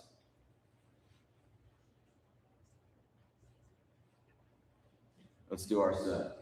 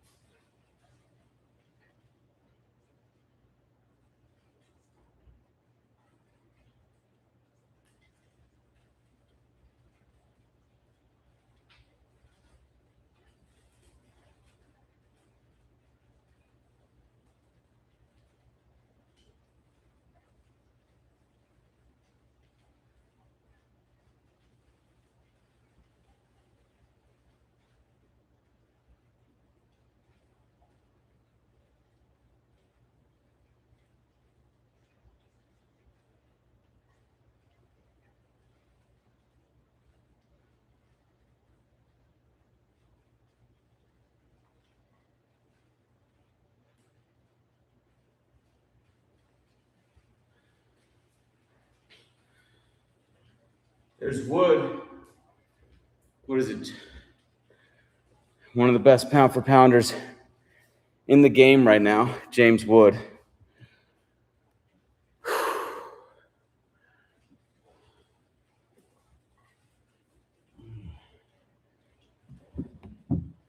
Let's have a seat again, mates. It's actually raining where I am, which is amazing because I'm basically in the high desert here in Carson City, Nevada. Come see me sometime, guys. Let's work one-on-one. Come see me in Carson City. You know, come on out here. Let's work together. You can purchase a lesson on my site, theswingmechanic.com. Also, if you guys really don't have rings, get rings on my website. Have them for $70. I have thick straps. Most of the straps are just an inch and a half thick. I get them 2 inches thick to keep them very sturdy. You can hang them off a tree. You can hang them inside, and you can be sure that they're not going to slip. You guys got to get rings, whether you get them from me or Amazon. It's the best tool for the swing. And really, everyone should be, just to be a human, everyone should have to do rings. He's got 1 swing left, 9 home runs. I wish they'd put the standings up. Michael Dominic says, I'm going Murakami again. Well, I don't think that was a good choice, mate. Unless he somehow bangs out like 5 homers right here. No, he's done. Bad choice, Michael Dominic. Try again, my friend. All right, guys. We got to do another set, another pull-up set, because a new guy is coming up. That was a good angle to get his swing. They just showed a good front angle. There it is. Good lead side pull right there. All these guys are going to have a lot of lead side pull, guys. There's no way a guy with Luis Reyes' stay inside the ball action is going to be able to compete with these guys. Stay inside the ball, my ass, bro. Like, sorry. Look at this position. Beautiful, Griffey-like position at contact. When you combine swings that are just like Griffey-like with the size of these guys, that's what I really think is going to be interesting. Like, in the future, we're going to have guys who are Judge's size. Judge isn't the only one that size. I mean, there are other 6'8" dudes. Are there a lot of 6'8" dudes that are strong and fit like Judge? No, but there are. I mean, there are 6'10" guys. That's coming, where a guy Judge's size is going to go into the major leagues and he's actually going to learn a more lead side swing. Imagine if Judge had Griffey's swing. Imagine if Judge had Griffey's swing. Guys, we've never seen the production that a hitter like that could do. Imagine Judge with Junior Caminero's swing. Or a different way to say that is, imagine Junior Caminero was 50 pounds heavier or 60 pounds heavier. And by the way, Judge is not just heavy, like, it's not like he just has a bunch of fat. Like, that guy is 6'8", mostly muscle, and 280 pounds. Stronger than Bonds was, and I'm just speculating, but I'm pretty sure that that's going to be the case, that he's stronger than Bonds. Bonds was 240 at his height. I mean, like, Judge has another 40 pounds on him. So imagine, look, Judge's swing is not terrible. It's nice and connected at contact. It's just, once again, my big problem with today's swing is that initial action. That initial action, there's not enough backswing and there's not enough front humerus compression, or however you want to say it, hand depth. Like we're not getting the loop happening enough behind us. Michael Dominic, pay attention. Okay? You're losing focus.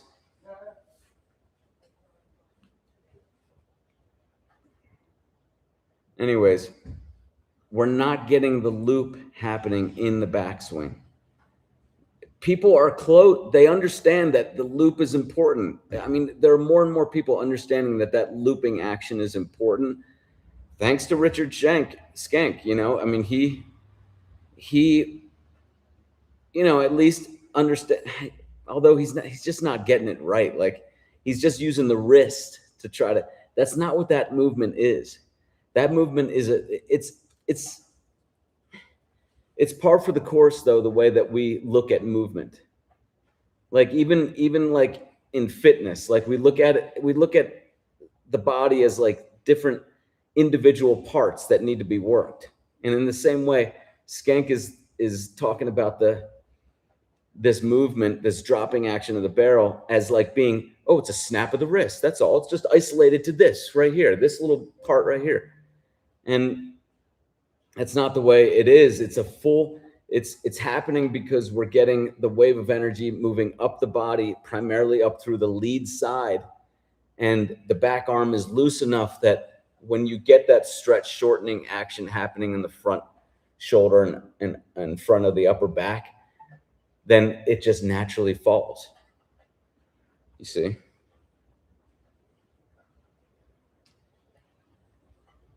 So Sledgehammer Baseball says, I swear it's the metal bats causing the bad initial action. The light bats definitely don't hurt. I mean, don't help. I've talked quite a bit about that. I think that's a big deal, especially, you know, what we have to realize is like when we're seeing major leaguers, we're actually seeing the product of our baseball culture 10, 15 years ago. That's when they were little kids. So like that's when their swing formed. And yeah, I think the light bats have a big influence on the swings that we see today. But I think a bigger influence is just random popularity of what is being taught in swing instruction.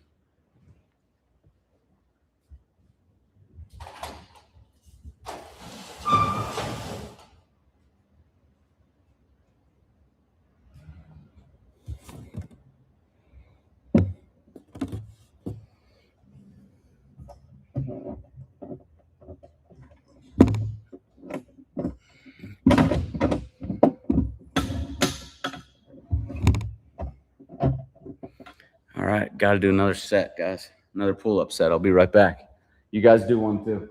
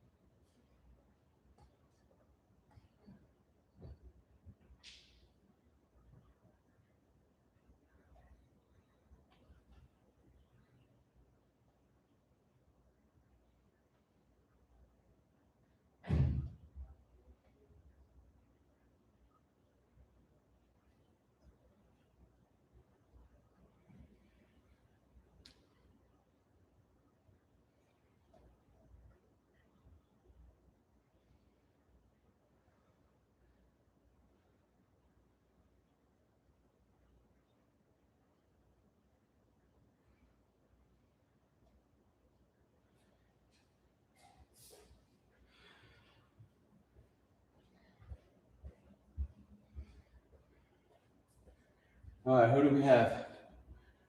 Ben Rice, ladies and gentlemen. Ben Rice. I swear it's the metal bats. In my opinion, Sledgehammer says, in my opinion, the bat flattens because of a good handle movement. That's a big part of it. I agree. Yeah, you have to hinge the bat up and make that hinging movement coincide with your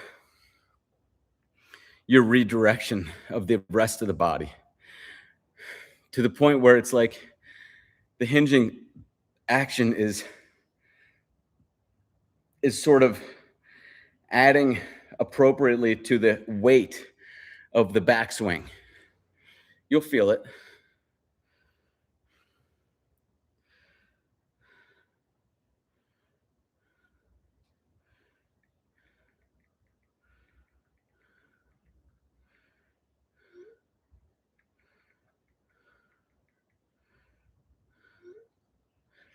Ben Rice, ladies and gentlemen, Ben Rice. Got again, like so many swings today. He's got a good position at contact. This is like this is whatever I could say this about pretty much every guy except for Caglione, Caminero, a few guys. But for the most part, I'm not a huge fan of how they see how his hands are way up near his face and he just kind of keeps them there. Like there's no backswing. There's just, and I think that's the influence of stay inside the ball. You know, see how he just keeps his hands like right next to his shoulder? Like he should be moving back. But what happens is these guys get instruction of like, stay inside the ball, stay. So that's their way of staying inside the ball. But it's like a hybrid too, because they're also being introduced by some coaches to this flattening action. So it's like a hybrid of like, you know, Richard Skank and staying inside the ball. You're like, but it's missing that get some distance back here. Reach back a little bit. Get some flow and get some distance back there. Michael Dominic says 110% spot on about Rice's swing. Yeah, I mean, but he makes up for it with his position at contact.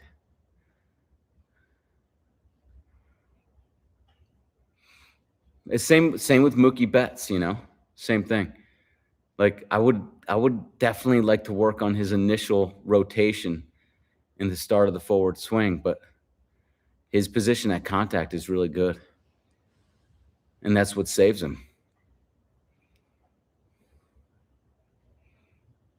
I don't think Ben Rice is going to do it, ladies and gentlemen. It's not looking good. It's looking like the first two hitters were monsters.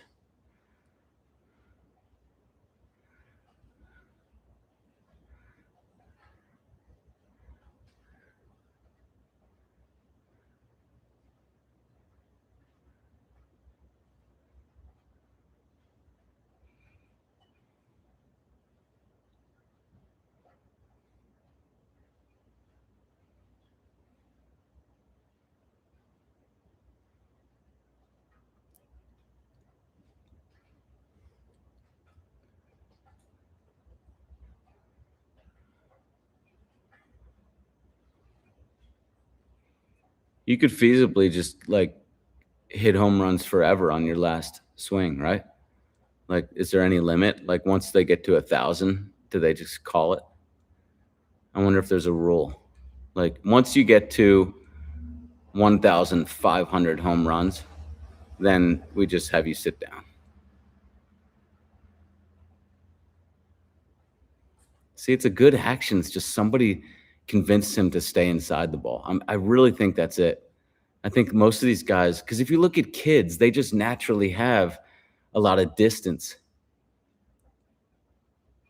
in the start of the forward swing. They reach back, they get that front humerus compression, get a long lead arm. If these guys have good positions otherwise, I have to think that just they were told somewhere along the way that it's better to, you know, keep the hands right here and just go directly to the ball. Just, you know, be quick. It takes too long to reach back and all that nonsense. It just doesn't even make any sense. How can it take too long? What does that mean? That's crazy.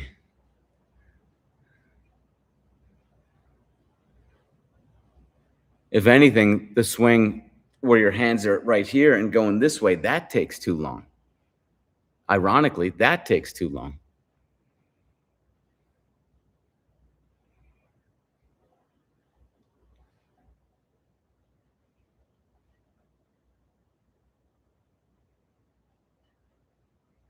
Man, he needs 5 right here at least. See, the hands just stay right there by his back shoulder. Look at this as he gets ready. Yeah, it's just that, and that's exactly what happens. The bat kind of jumps through the zone, and you can't. I'm not saying his swing is bad, but like you can see that just messes you up to keep your hands right here, because now the bat's going to flip. You're pushing out, and it's going to flip.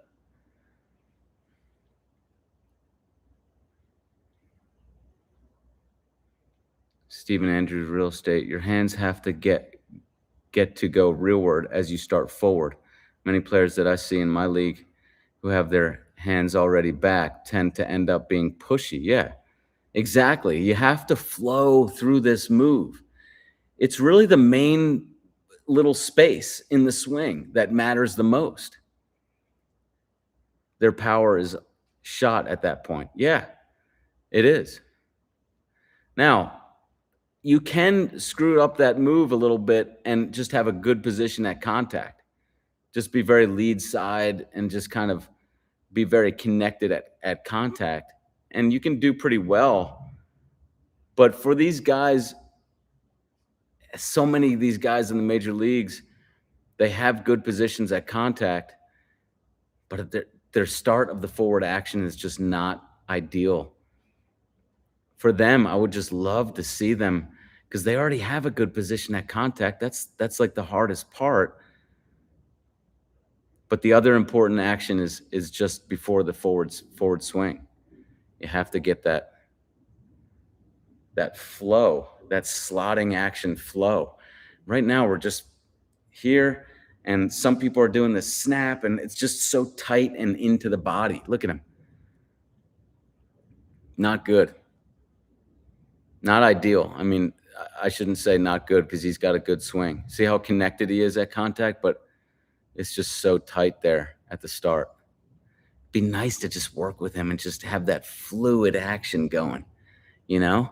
Like, look at how connected he is at contact. He just has a good concept of contact. And that is really the hardest part. But man, I would just love to have him flow into that redirection. All right, I think Caminero's next. Yeah, he is. So let's go do our set, and then I'll be back.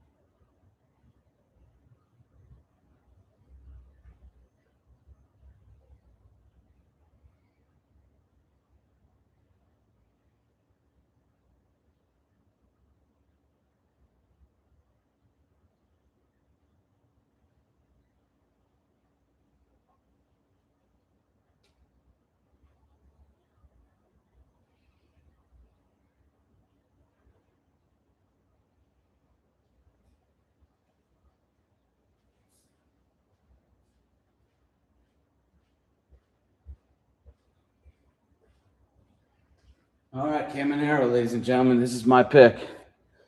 Let's see how we do. Already 1 for 2. Oh, yeah. See that action, guys? You can see it.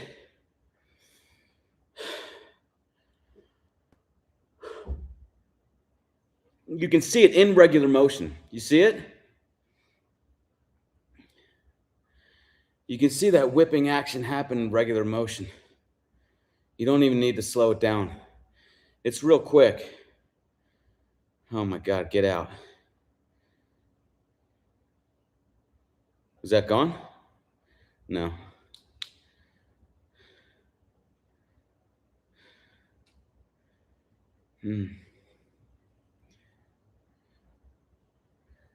Is that enough?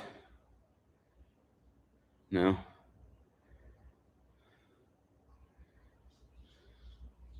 It's not looking great, but still early.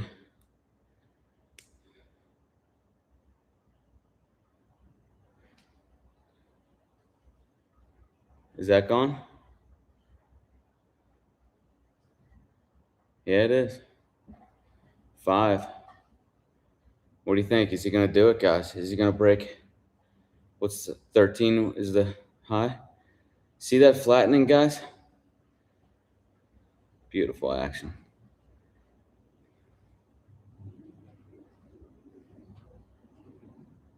Jeez, man. Line drive bomb.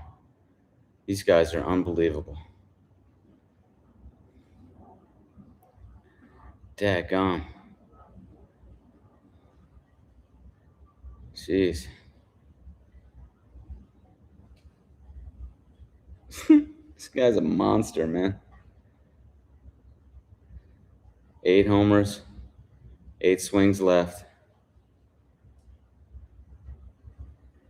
Might be foul, might be foul. Foul ball.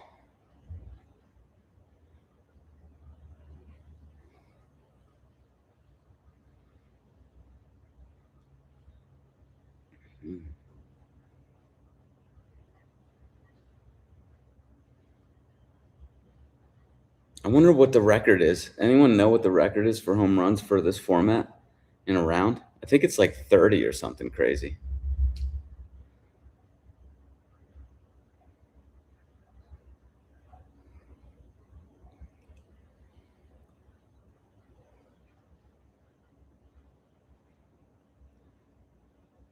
What's that spray? Pine tar?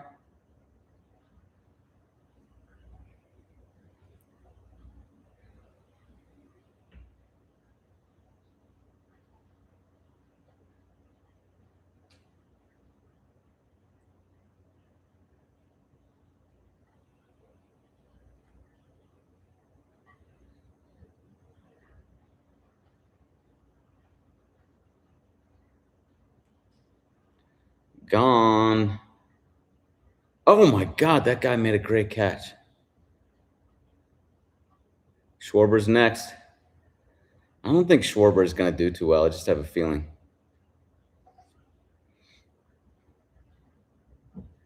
If he can just pick up a couple home runs on his last swing. That's gone, right? Yeah. All right, he's at 12. He's got to get this one, though. Got to get at least one here. Oh, strike.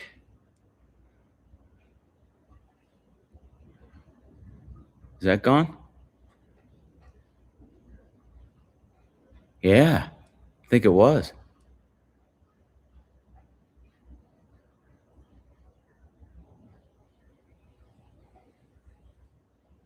He's done.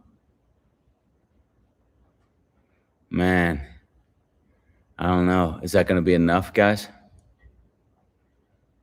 Might be enough.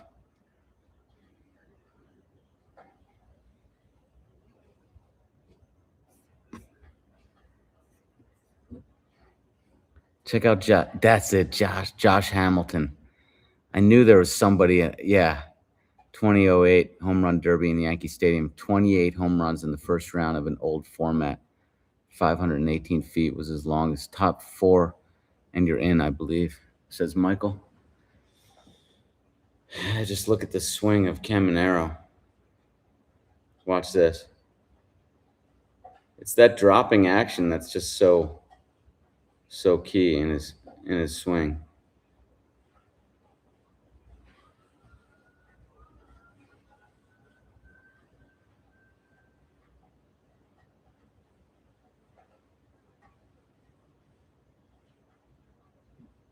Effortless swing for Caminero.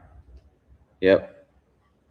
utilizing more of that whip and less push, less exertion.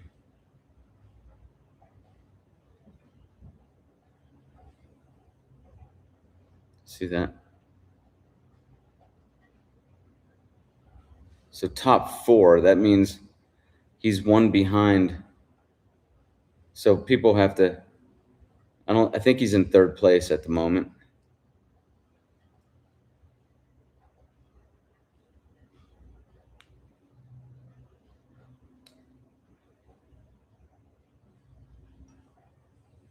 Look at that position at contact.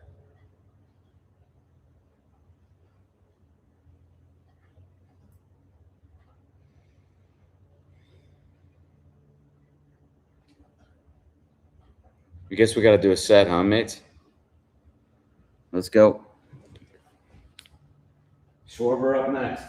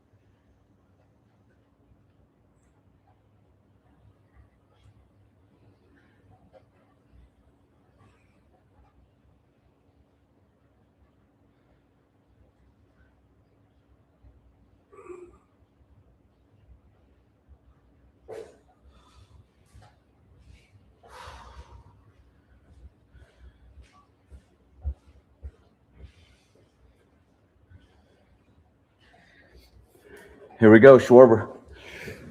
Where are we at? Sorry. Where are we at? Yeah. I just don't see Schwarber doing so well. I see him hitting a lot of line drives.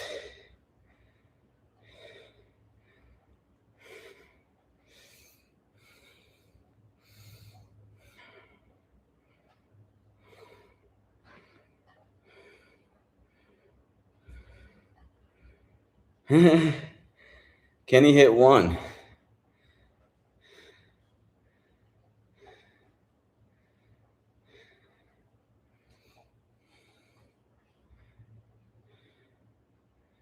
He's got one.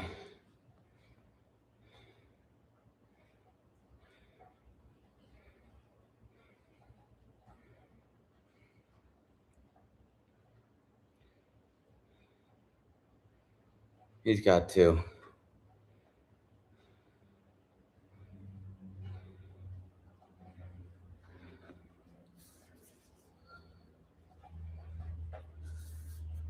He's got 3.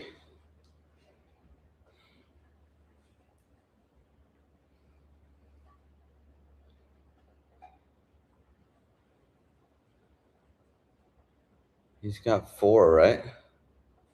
Looks like it. Yep.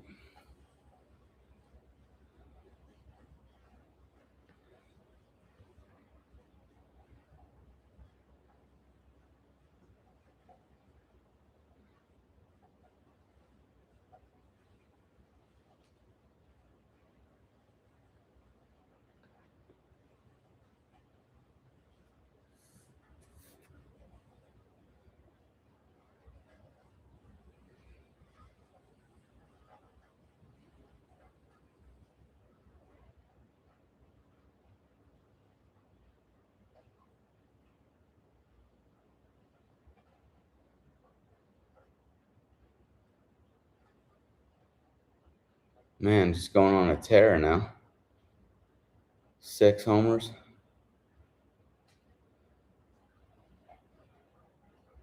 Ah.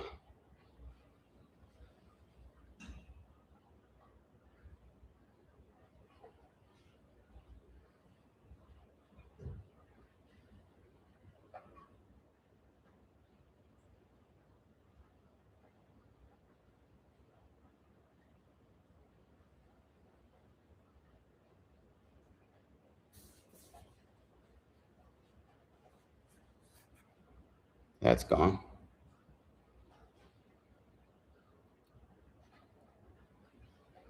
Seven with 5 swings left.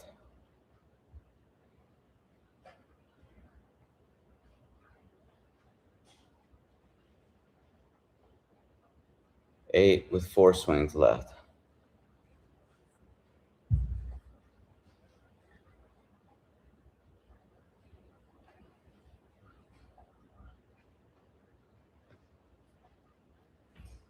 That's gone.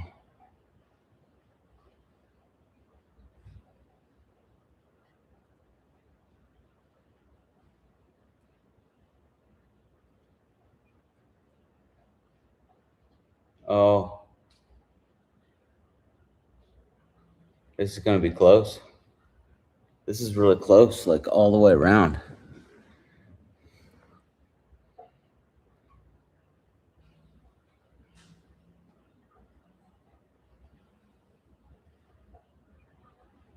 That's gone.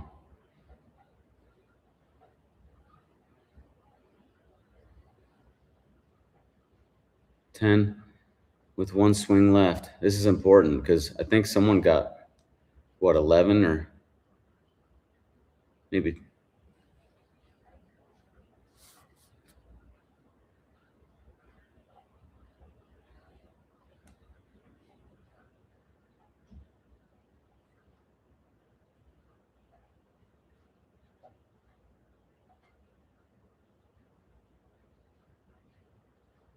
See how Schwarber puts his hands right here, and that allows him to take a bit of a backswing.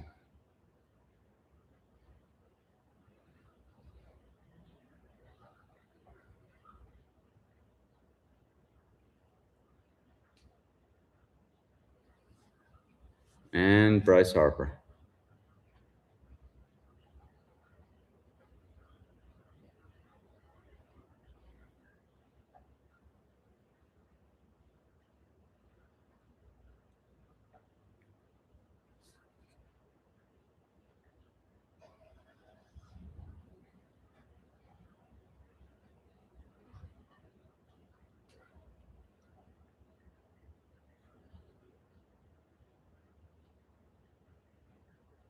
Yeah, I just am in favor of keeping the hands like somewhere out here so you can bring them back.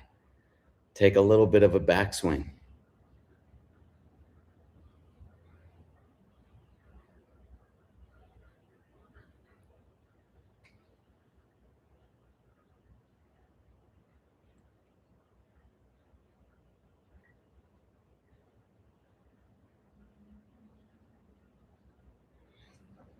Be right back. Do your sets.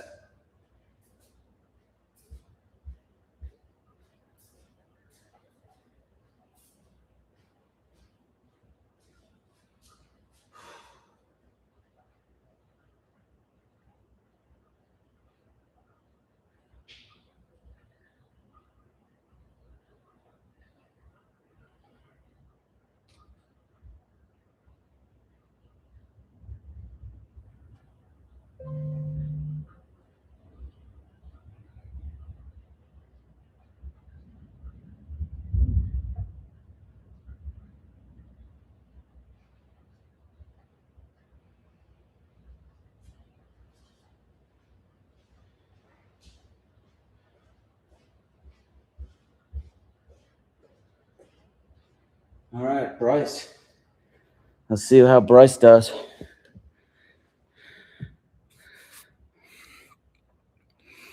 What do you guys think? We're 22 hours and 26 minutes in. This is the longest. Oh, here's Caminero. So Caminero's third, Walker's second, and Contreras is first.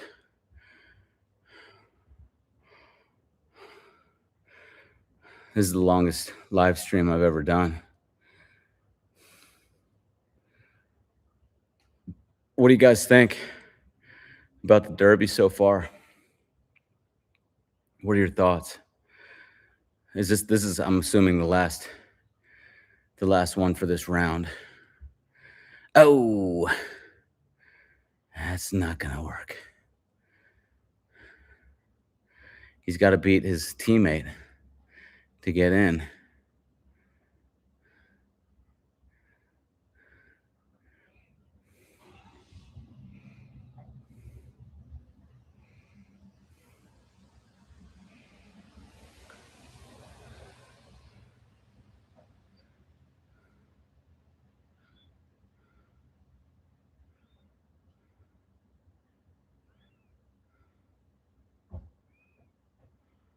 Man, it almost left, but he knew it wasn't going to be one.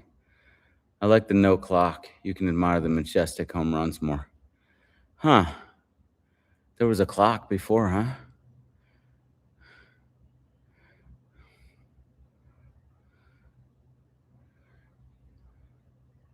You got to hang out, Jamie. It only gets better. I know. I think I'm going to have to. I agree. I'll just have to stand up and move around a little bit. I have an hour and a half until my next lesson.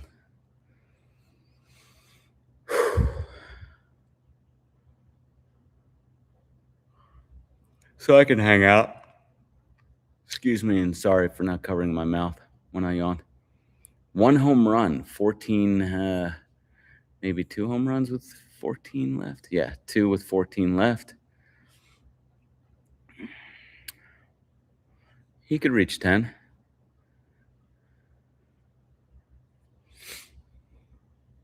Oh. I wonder what they win. What you guys probably know. What do they win? If they win this. Probably $1 million purse or something, I would imagine. Gone.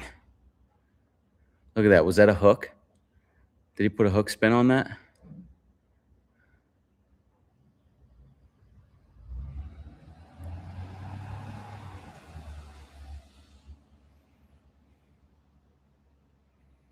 What your tendency is going to be in this is to tighten up the back arm. If I was going to coach these guys through this derby, it would be on really feeling that back arm stay loose. The back arm is going to want to overexert in pressure situations even more. Especially if it's your dominant arm, which is not the case with Bryce Harper. But still, it's going to want to overexert. The back arm, just because of its position, when it has the lead arm to help it, it says, hey, let me push out here. It's not what you want to do. So the best coaching advice you can give somebody in this is to really focus on just loosening up that back arm as you head into the redirection, into the forward swing. Just make them stay more lead side dominant.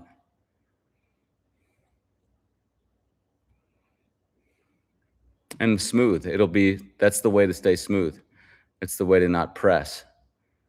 Literally. You're not pressing, you're pulling. Same thing happens in golf. You know, when people get in tight situations, why do they tend to duff the shot or, chunk a chip shot or something like that, or yip the yips on the putting green? It's because the back arm says, we're in a pressure situation. Let me take command. And it does the stupid thing that it always wants to do, but it does it even more so in the pressure situations. You know what's funny is like the pitchers are throwing slow, but like it's pretty fast. Most people would feel like that's pretty fast, I think.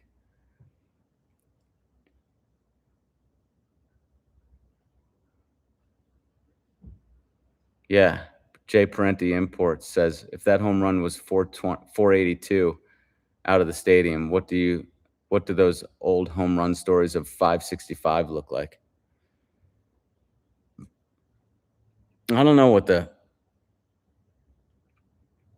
on YouTube you can see like the longest home runs, recent home runs, and I don't know what that one guy for Chicago That was like in the 90s or something. I want to say his name was Hill. I don't know, but he hit one in Chicago that went, I think, in the 500s. Yeah, I mean, Ruth, people just don't quite understand what Ruth was. They just really don't. They just don't understand it. I mean, if it was so easy back then, I mean, it doesn't even make any sense. Like if the pitching was so slow and the balls were so heavy, how was Ruth hitting it 565 feet? Well, he was doing it because he was unbelievable. Why is Jimmy Rollins wearing an Athletics jersey? Did I see that right?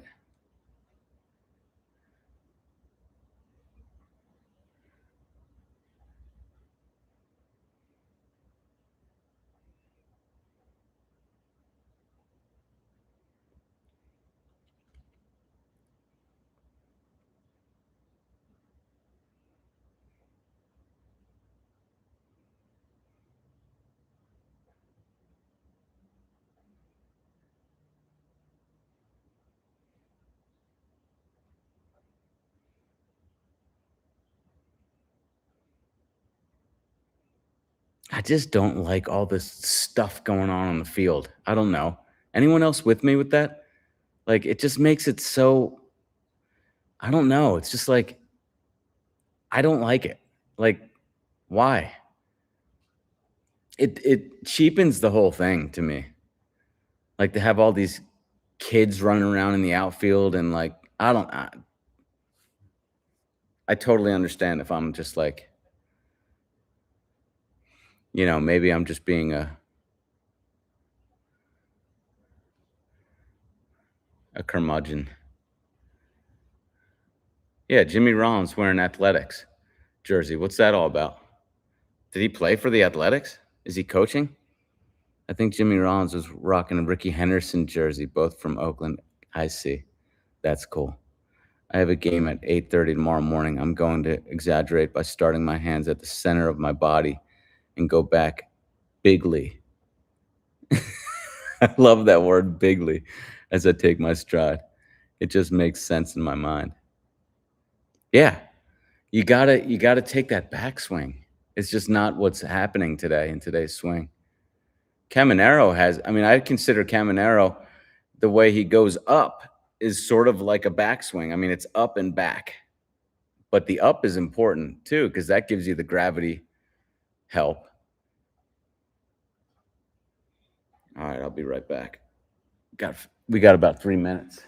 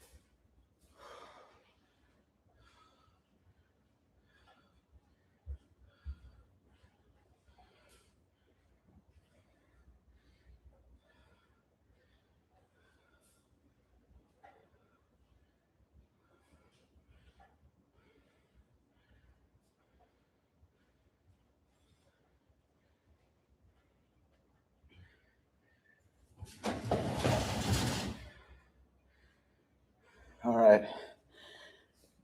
All right, guys. So we're headed into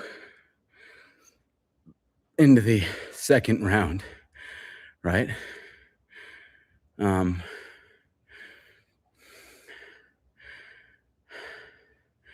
Who do you guys like now? We got Contreras. We got Walker. We got Caminero and Schwarber.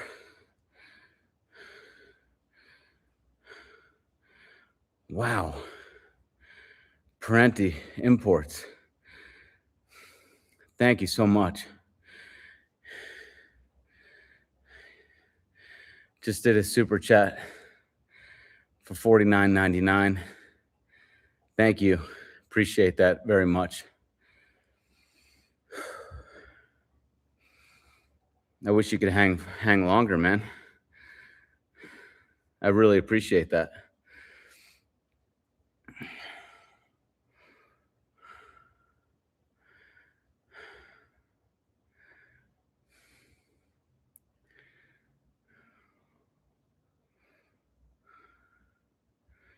Stephen Andrews Real Estate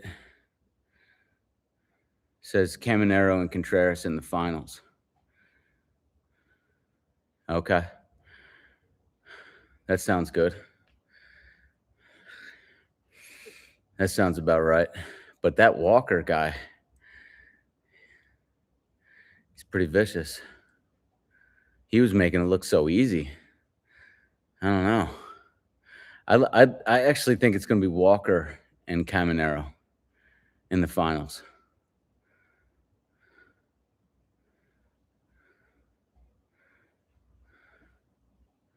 Yeah, I think it's Walker and Caminero in the finals. Wait, is Jack Heckley? No, he's not in it anymore. Okay.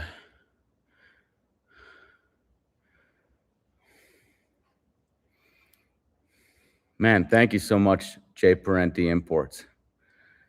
That's awesome, man. I really appreciate that. Don't count out Schwarber. No, I know, but I don't know. I don't know why. I just don't see that he's like home run derby kind of. I don't know. It's stupid. He totally could win this. But I just see him like messing up and hitting line drives and like hooking, hitting the top and hooking the ball down the line a lot. I don't know why. No real reason, just kind of see that. Interesting that like baseball rejects Bonds and Rodriguez, but also is including them in stuff like commentators. Hometown crowd, home field crowd does favor him. That's true. That's a real thing. Yeah, he's just not. That might be it. Stephen Andrews Real Estate says Schwarber just ain't smooth enough for me. Yeah, it's like he doesn't seem to have that. It just seems like his swing is kind of more like it'll produce a mistake home run, but if he's trying to hit it, but that's just a feel. I mean, he could hit 30 homers right here, and I wouldn't be all that surprised.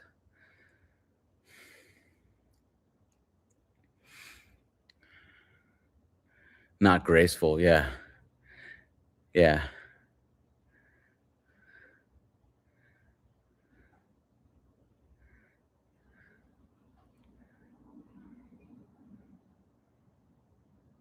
He isn't smooth for sure. Says hitting done right is with us. Josh Cathcart in the house. Is Michael Dominic still with us? Michael Dominic, are you there? All right. What are your thoughts, Josh Cathcart? Any thoughts, my friend?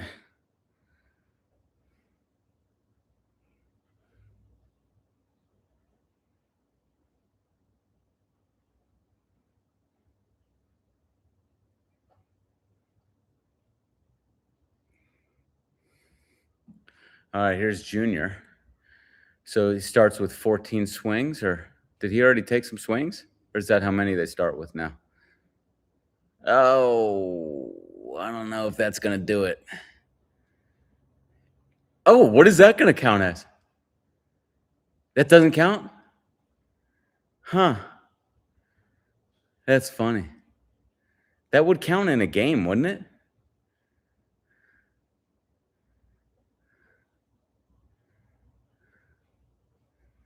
Huh. Well, what do you think, Josh, about what's going on here? What do you think of Caminero's swing? That guy just hit some missiles. Ah, man.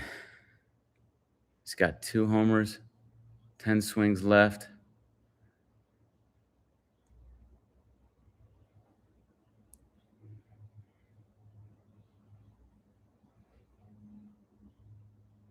Oh, missed that one.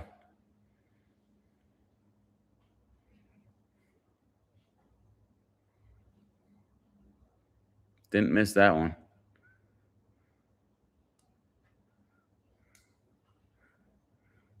I know Caminero makes your swing heart happy.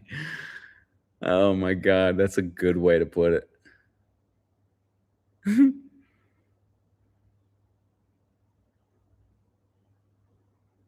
Yeah, but all these guys' swings are damn good. I think Jordan Walker's got a great one too. But I do think Caminero's got probably the best of this group. Definitely the best of this group, in my opinion. But doesn't mean he's going to win a home run derby. But you notice how he gets his swing started like earlier than the other guys because he's got this flow action happening back here. See that? It's like to me, that's just what people are not doing enough of today. They're just staying real still. He's having the pitcher throw really fast too. I guess you need to get it out there, but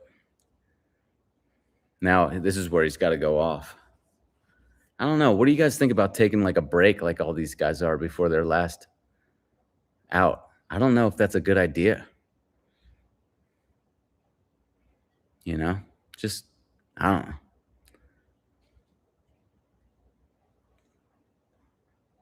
No, that's not going. Wait, did it? No. So 5. I don't think that's going to do it, mates. His hands get so high, yeah. That's what I was talking about earlier in the stream. He flows back and he's in such a high position that he's able to really feel that gravity work. I think a lot of people would do well to do that move. I know with my lessons, I'm always getting guys to feel higher in the hands as they go back so that they have room to let gravity work.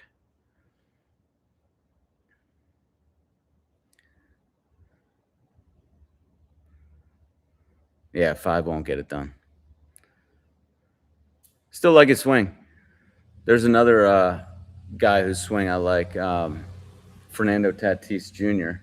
and his teammate Manny Machado.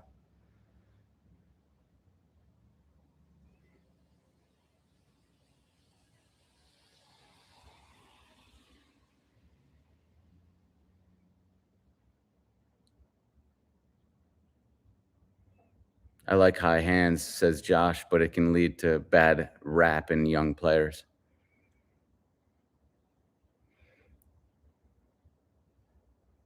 I can see that, I guess, but just have them do it where they're not rapping it. But I don't even know. I mean, I don't know. I can see what you mean, though. Shank messed with Machado, and I hope he can get it back. Are you serious? Did they work together, really? You get out of here. Did they?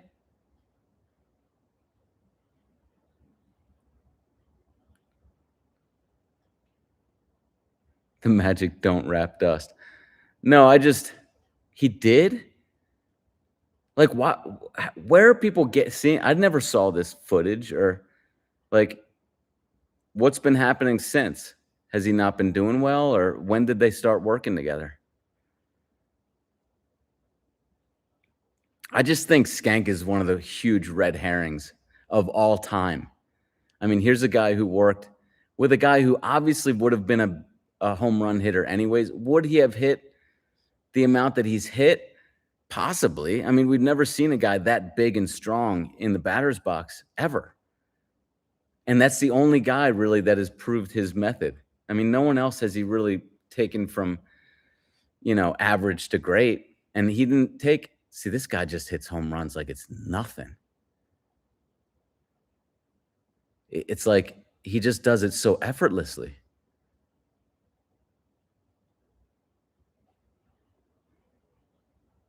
What if he doesn't beat Caminero? You never know. I mean, this last round is like, oh, he's gonna. This guy was just hitting bombs like crazy in the first round. Just seemed effortless.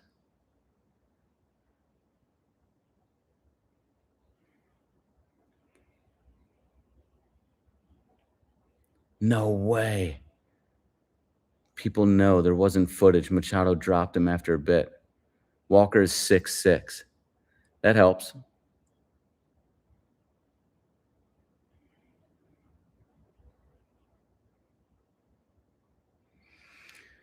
So Machado dropped him, huh? Yeah, dude. You don't want to. If you have Machado's swing, man. I can just see Richard Skank just doing his stupid snap it stuff with him. It's just terrible. That's one of the best swings of the past 30 years, and Skank is skanking up that swing, man.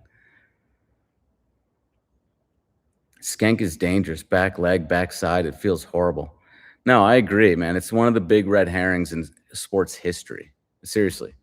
Like,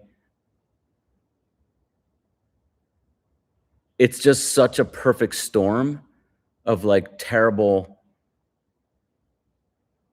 series of events happening where this guy gets credit for working with literally the best right-handed hitter of all time. And I'm not saying maybe he helped him a little bit, but his approach is just, it's not good. And it's not going to help most guys. Yeah. Is it going to help somebody who's swinging down and throwing the hands out like aggressively? Sure. It could help that because it's going to make their position at contact more connected. But,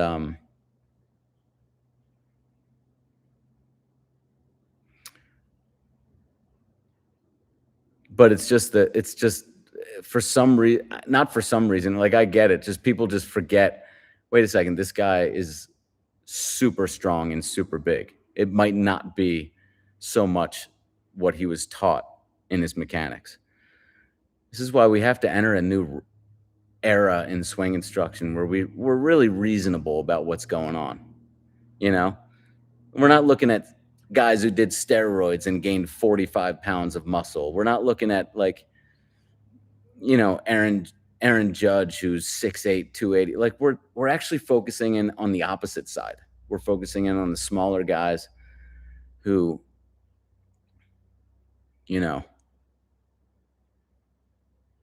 who have uncanny power for their size. That's what you really want to focus on.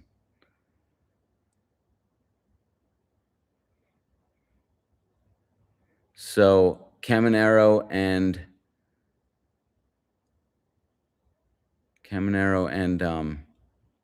Caglione out.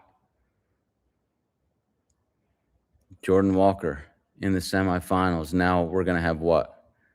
Schwarber versus... Mine didn't freeze. Oh, I wish I wanted to film that right there. That was nice looking.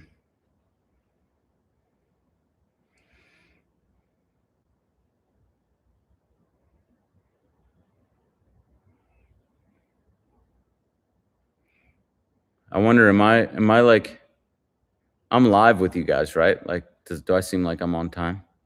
Holy crap, that's weird. They're showing Spider-Man like pushing the web juices out of his wrist. Anyways, I can't believe Skank worked with Machado. Josh, do you know when he worked with Machado? Like when did this happen? Like what time span are we talking?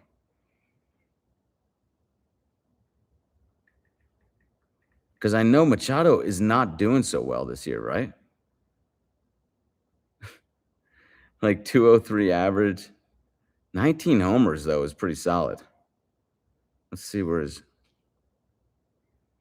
Does he actually have 19 homers? Yeah, that's pretty good. The 203 average isn't so good, but 19 homers is damn good.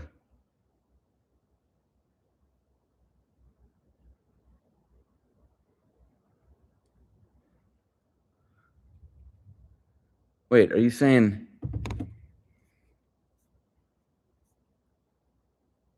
my live froze?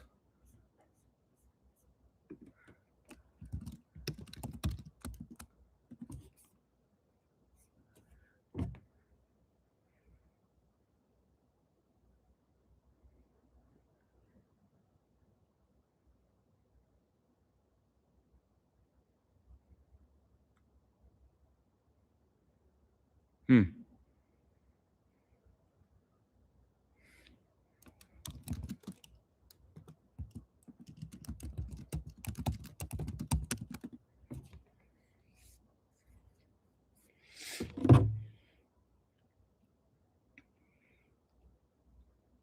Okay. Off season 2026, Machado Skank. Interesting. Dude, that is crazy. All right, thanks, Caden. Oh man. That's crazy, mates. I'm not doing any more sets. Got about an hour till my lesson. I think I might be able to do this whole thing, guys. I'm hanging with you till the end, mates. I believe. We're in the finals now or no?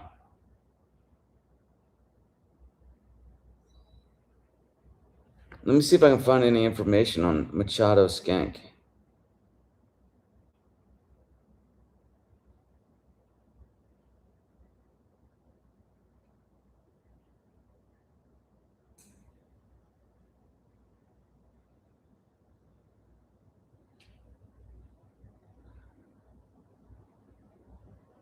Oh my God.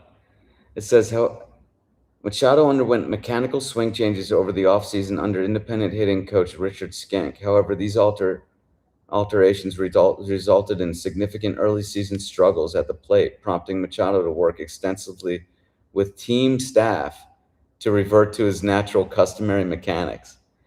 Oh, great. He's going to work with the team staff.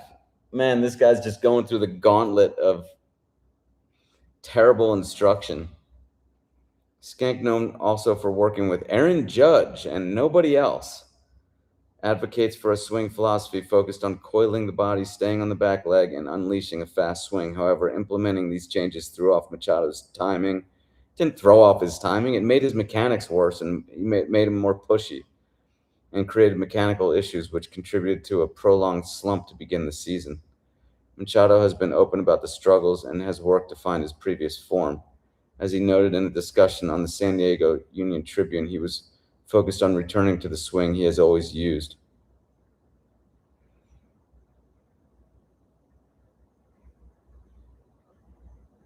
This is seriously a sign of the fall of Richard Skank. I mean, people are going to definitely see him for what he actually is, which is a good try. You know, it's a good try, but it's not good. All right, let's see. We got Schwarber and I guess it's Contreras, right?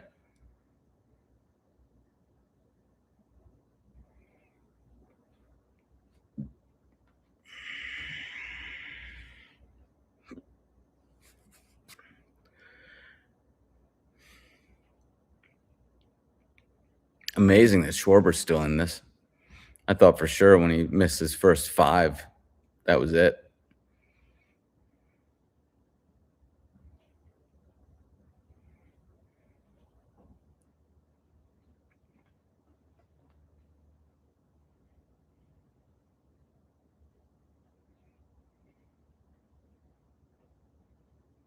There's one. Or maybe not. That was so close.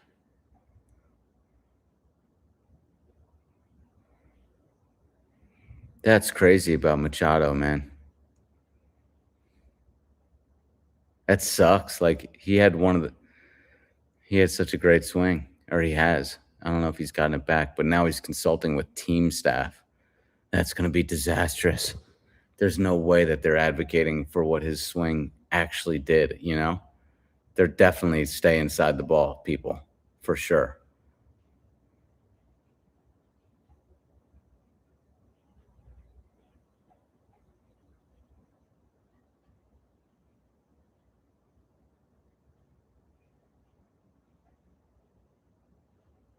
Man, he's got two with 10 left.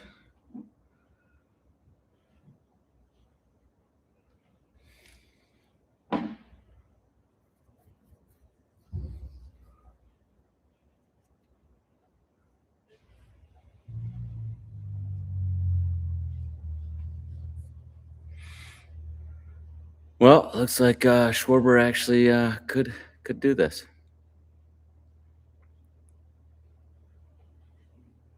Oh, he just smashed the camera.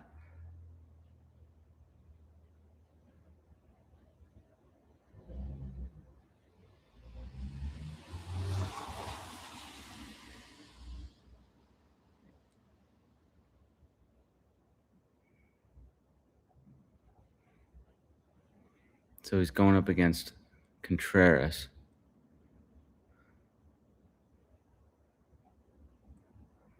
Man, just hitting bombs.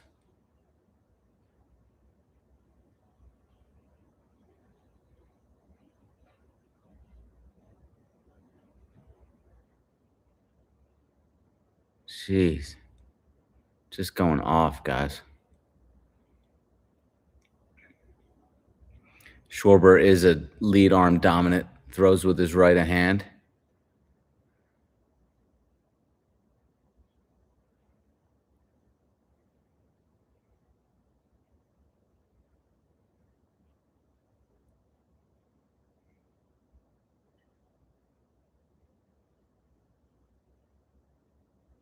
He needs the crowd yelling. And another. Man, he's going off. And another.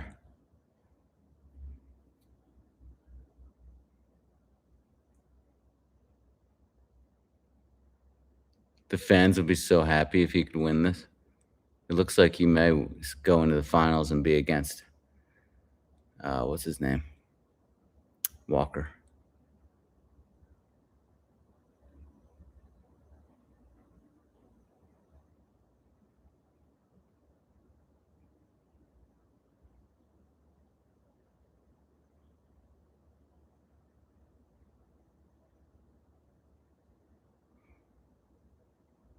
Did he swing at that?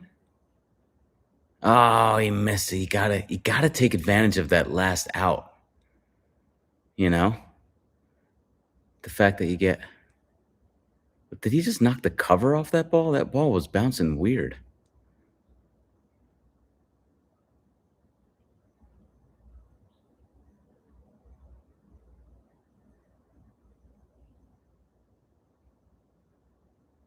Well, it might be enough to beat Contreras.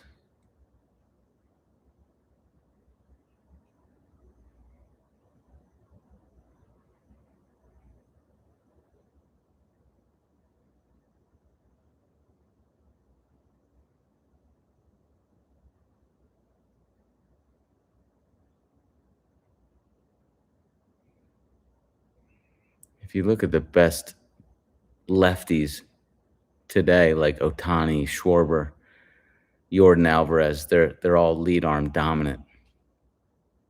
Most of the guys are lead arm dominant, and that's the same case for most of the great lefty hitters throughout MLB history.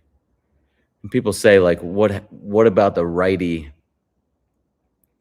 Like, why aren't there more righties who are dominant in their left arm, throw with their left arm, who are great hitters? There aren't that many because usually those guys become pitchers. So most of the guys who bat righty and throw lefty, their bat isn't seen as valuable, and their pitching is seen as being more valuable. So they end up usually becoming pitchers. And you see a lot of pitchers, probably an equal number, are dominant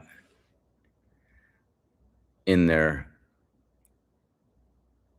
left arm and bat righty as being dominant in their right arm and batting lefty among pitchers. You just don't see many of them as hitters, as position players. There have been about 7 position players that have had 3,000 or more at-bats throughout Major League Baseball history who have batted righty and threw lefty. Ricky Henderson is one of them. Cody Ross, Ryan Ludwig, Cleon Jones.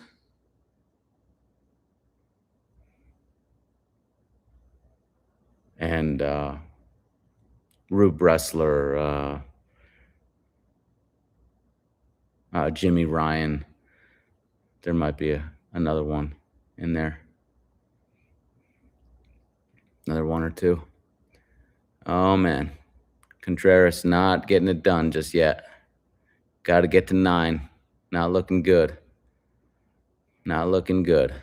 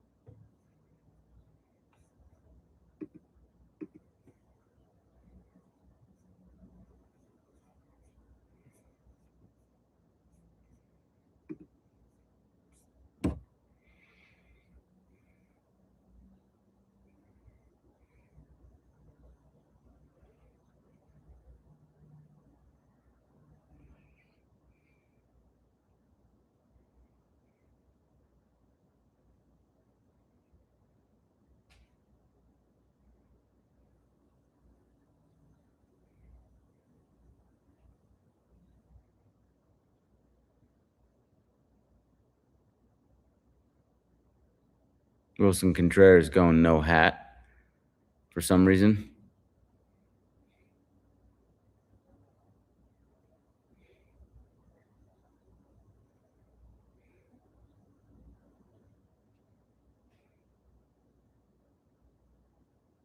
Oh, that is so gone. Just smacked that one. Why do they keep showing that guy? Is that his brother or something?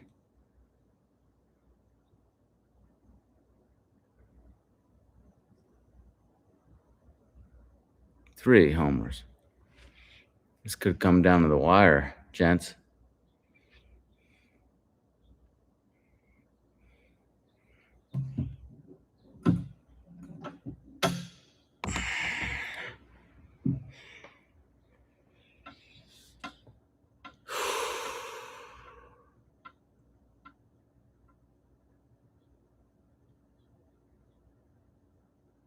It's getting close.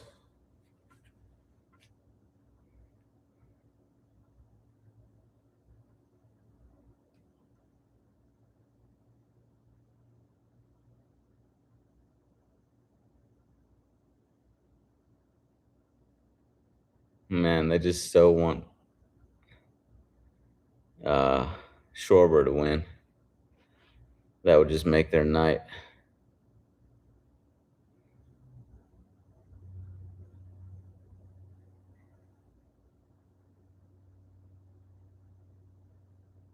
Looks like they might get it.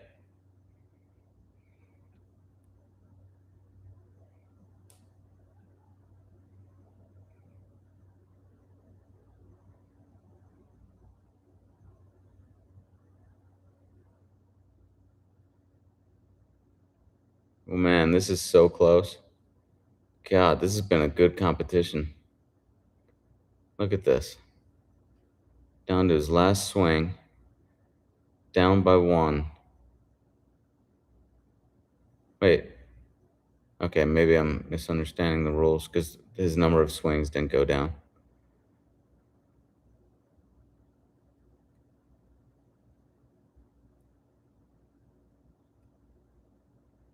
Uh-oh. Uh-oh. This is down to the wire, son.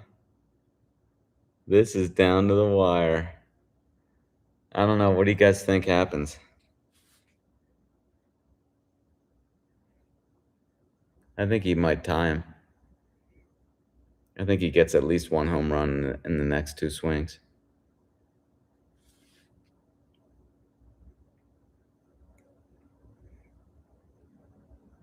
Oh, almost hit him.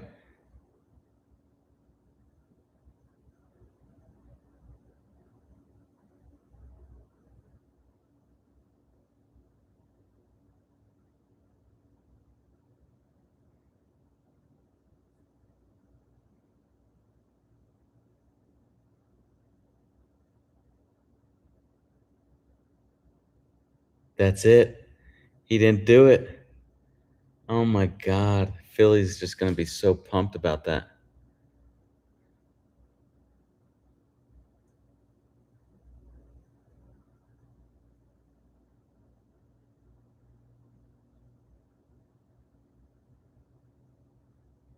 All right, we're in the finals. All right.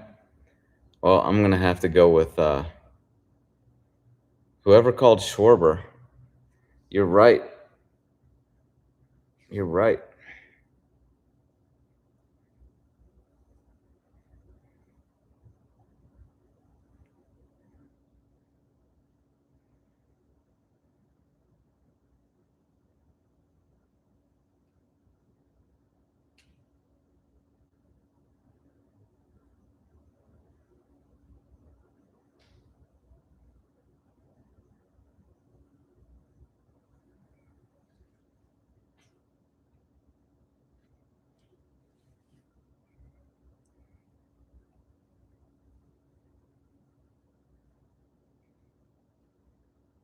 Sorry, guys. I'm kind of running out of things to say. We're 3 hours in.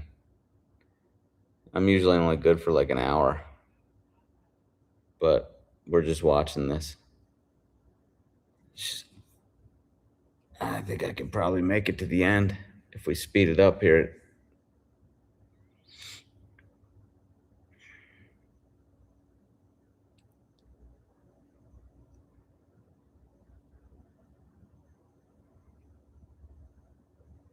Man, this is brutal. All these commercials and stuff. Anyways, everyone, what do you guys think of the Derby net so far?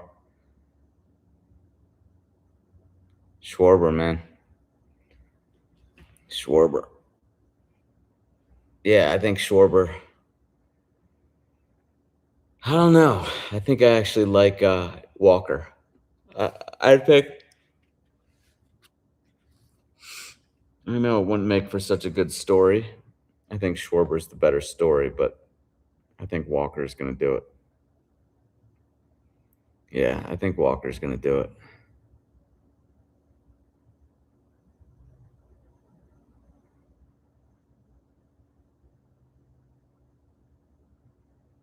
We got to get moving here.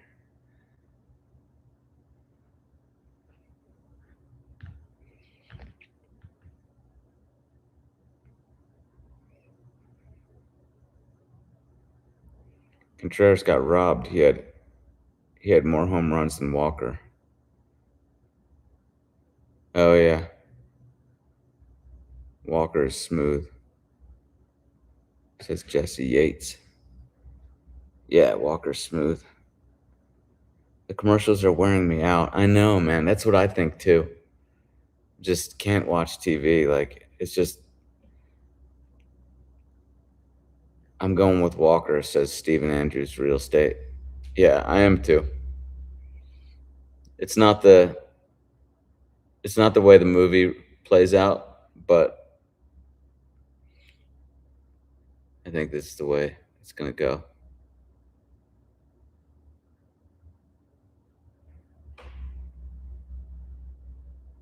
Team Schwarber for Josh.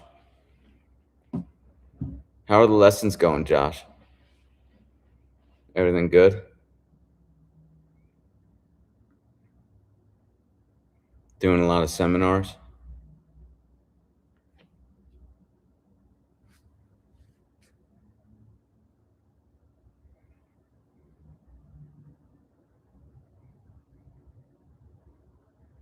Great, except I was stuck in Philly yesterday. Oh, because of flights? I just flew out of Philly myself about a week ago.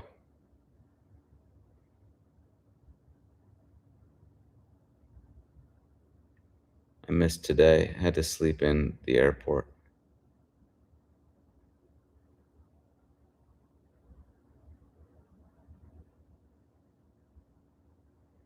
That sucks, man.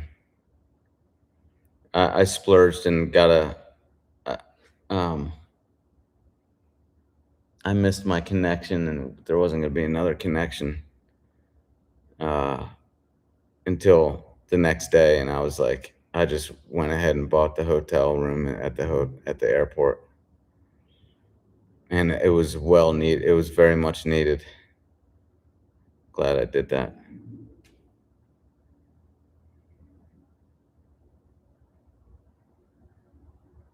That was in Philly too.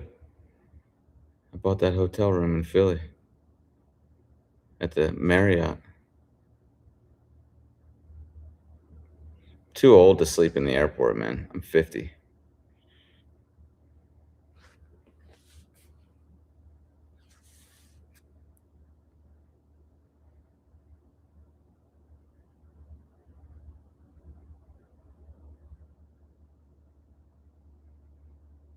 All right, so we got Walker versus Schwarber. I should have, but my new flight left at 5 a.m., so there wasn't really, yeah, that's, see, I got a choice, and I was like, put me on the 11:30 tomorrow morning, not the 5 or the 9, and that was a great choice.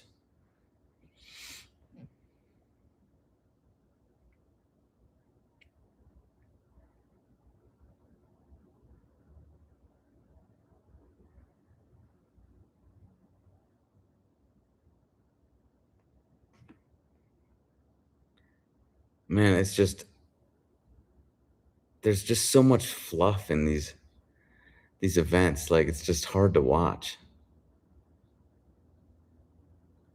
I had to fly into Denver, then Houston today, get home at 2 p.m. and crashed until the Derby. Damn, that's rough, man. When I was leaving to go out to Philly, I had to get up at 3 a.m. for my 5:30 or 6 flight, I don't know what it was. And I realized at 11 p.m. that I didn't have my license. So I stayed up all night. I was looking for my license, and I got to the airport at like 2 a.m. so I could make sure that I could still fly without a license, because I know that process takes a while. So I just stayed up all night. And that messed me up for a little bit. But surprisingly, I do okay staying up all night. I've done it a few times in the past couple months, and I'm operating just fine the next day. I don't know what that's about, because I know I used to stay up all night and it was like disastrous. I don't know why I'm getting better at it somehow. I guess when you're older, you just need less sleep. I don't know. Oh, dang. So much for being too old. Yeah. But on the way back, I couldn't do that. I was like, man, I need to sleep. Look at the size difference of these two. Yeah. I know I can't sleep in an airport, but I can stay up all night.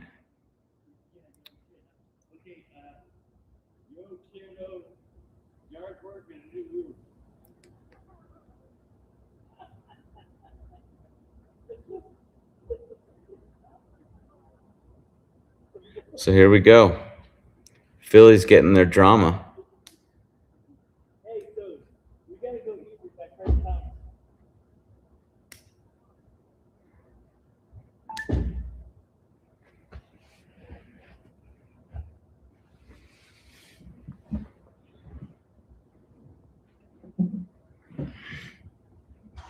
Good position there at contact by Walker.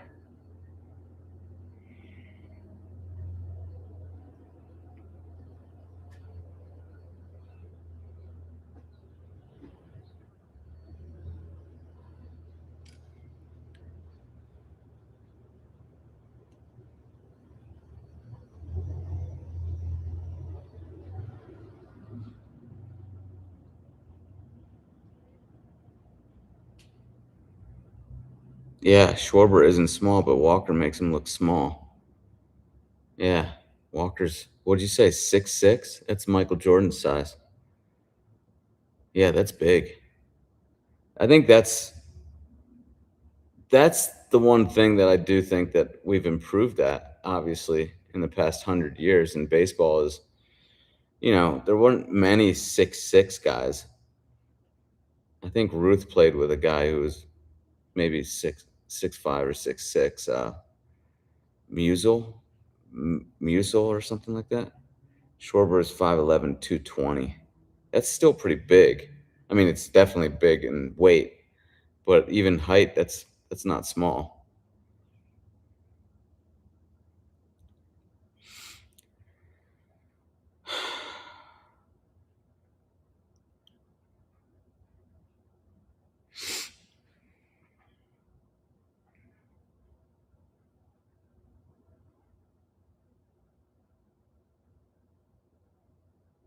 And the first swing is a bomb.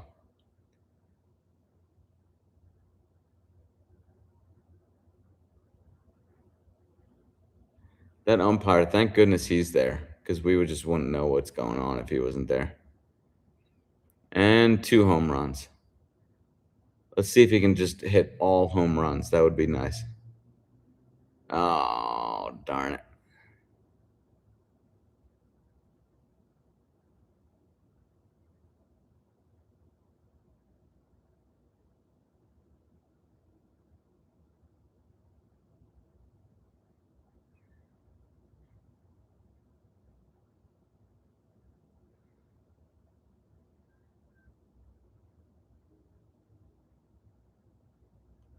Read my post above. Stephen Andrew Real Estate said. We'll find out 10 years from now that Schwarber's balls were juiced in the final round. A scandalous home team advantage.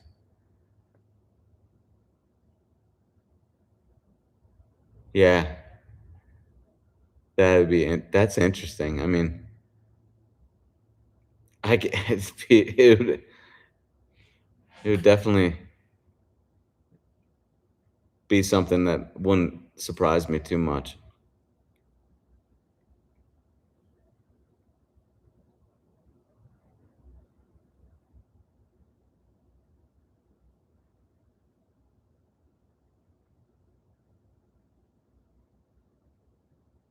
Another. Jeez.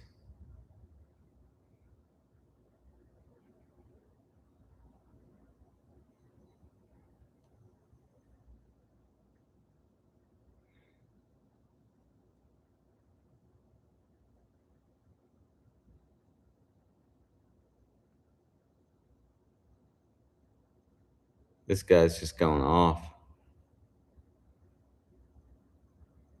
I think Philly might get what they were hoping for.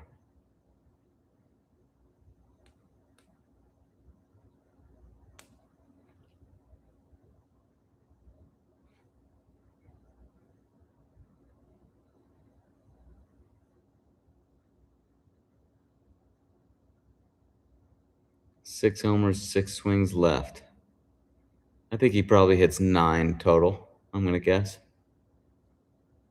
And I think Walker beats it.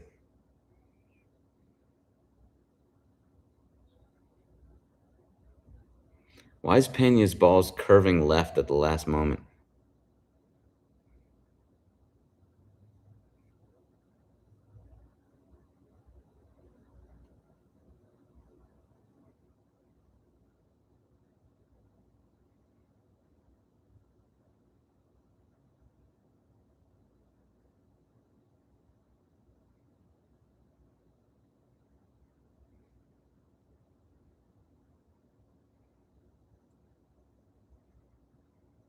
I'm a Red Sox guy. We let him get away. Schwarber? Didn't he play for the Cubs? Was he on the Sox for a little bit?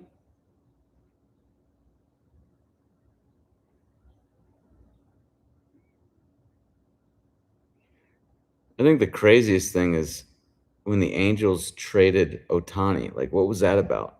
Why would you ever trade Otani? That was like bizarre how they could let him get away. I didn't know that Schwarber played for the Red Sox. You know, his power is so ridiculously good, but his OPS plus is, what is it?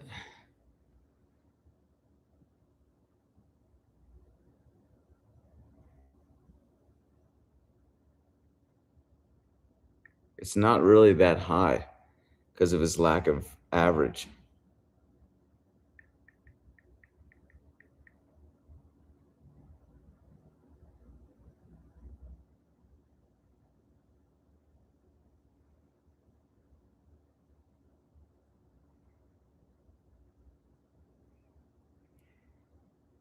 Oh, he's at 10. Okay. Now I'm thinking maybe this won't be beat.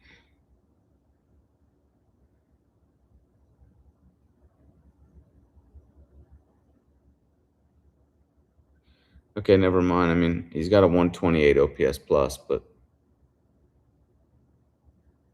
like people think Arraez is like that's the way to hit. Like, wouldn't you rather hit like Schwarber and have 10 points higher OPS plus and jog around the bases instead of fighting for every little base that you get? It just doesn't make sense to have the kind of swing that Arraez has. I would love to work with Arraez and get his value even higher. I mean, he's got a 118 OPS plus, but that could be, if he hit for power, I think he could have in the high 120s, 130s.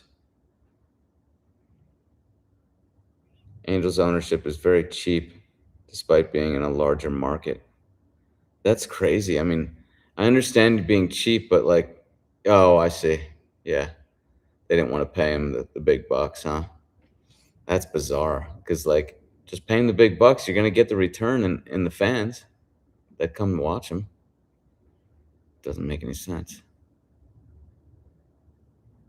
Oh, 2021, he was on the Red Sox, huh? Look at that. Look at that position at contact. Nice.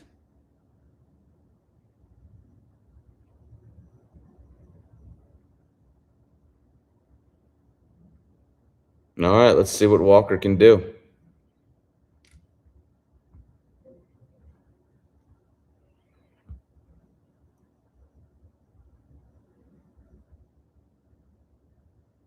We're going to go through another commercial. These guys just know how to milk you for every second of attention that they can get. Too much pressure on Walker. He hits 7, says Josh. Okay. I don't know.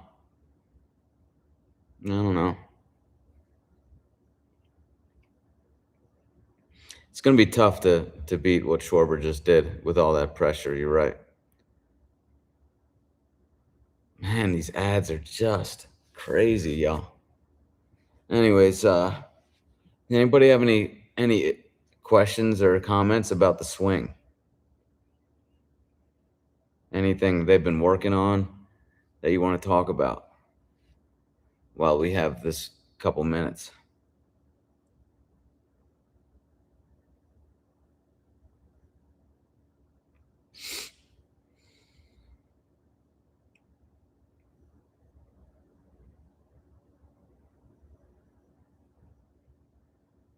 Stephen Andrew Real Estate says colossal.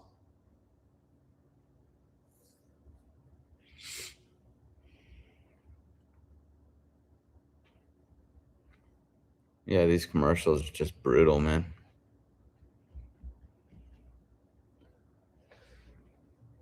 Well, I wanted to give this a shot, you know? I wanted to, like, try that. I thought it was a good idea, like, to, um to do this live stream while the derby was going on. Josh says, I've made it a point to really focus on proper weight shift with players. People have been invested in HLP and get themselves stuck.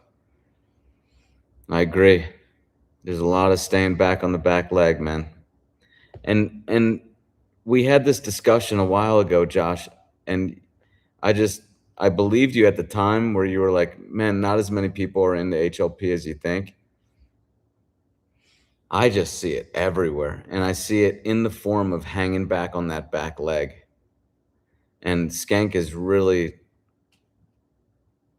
been pushing that part of his approach. I feel like the back leg thing he's been focused on more, it seems like, than even the snapping. And they're both just terrible, and they're the big two pieces of his approach. They're not good. And it's weird, like with someone like Judge, I can see how that would work because he's got enough weight to where he can just kind of flip the bat out there and make the ball go over the fence. Whereas most people, the best they're going to be able to do oftentimes is, warning track maybe. But like for most people, hanging back on the back leg and just snapping the bat, like it doesn't even make sense to what he says too, because he's saying snap the bat back, and he's like using that same momentum to go through the swing, but like your rotation open is going to push the barrel back. It's like he doesn't take that into account. Has anyone else noticed that? Like the first move is the snap back, and he wants that to just continue on into the swing, but you still have the rotation of the body, which is going to push on the barrel, right? So by doing the movement he's asking, you're really kind of taking the whole body out of the swing. You're just using the wrists. I mean, really, you're just using the wrists.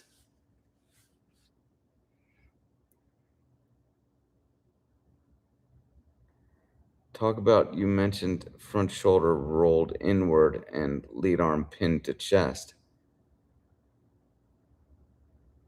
Also talk about tension in lead arm and hands in general. The tension should be whatever it is, pretty much when you're just taking swings with just the lead arm. Like it's probably more tension than people.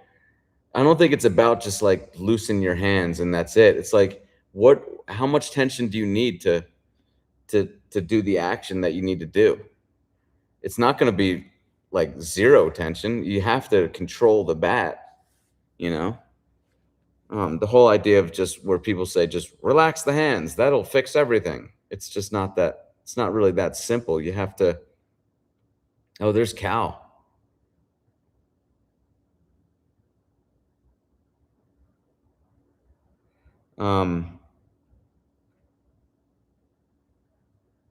Yeah, the front shoulder, I mean, it's not really the front. I don't like the word pinned to the chest.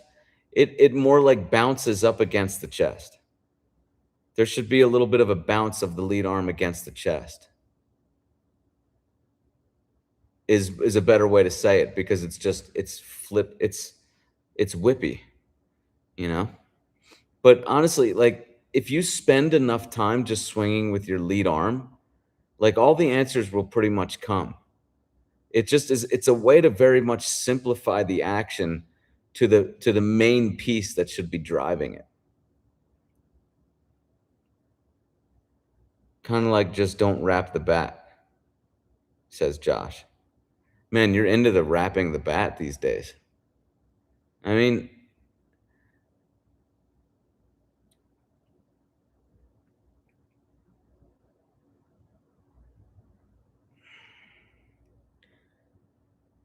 I do kind of like,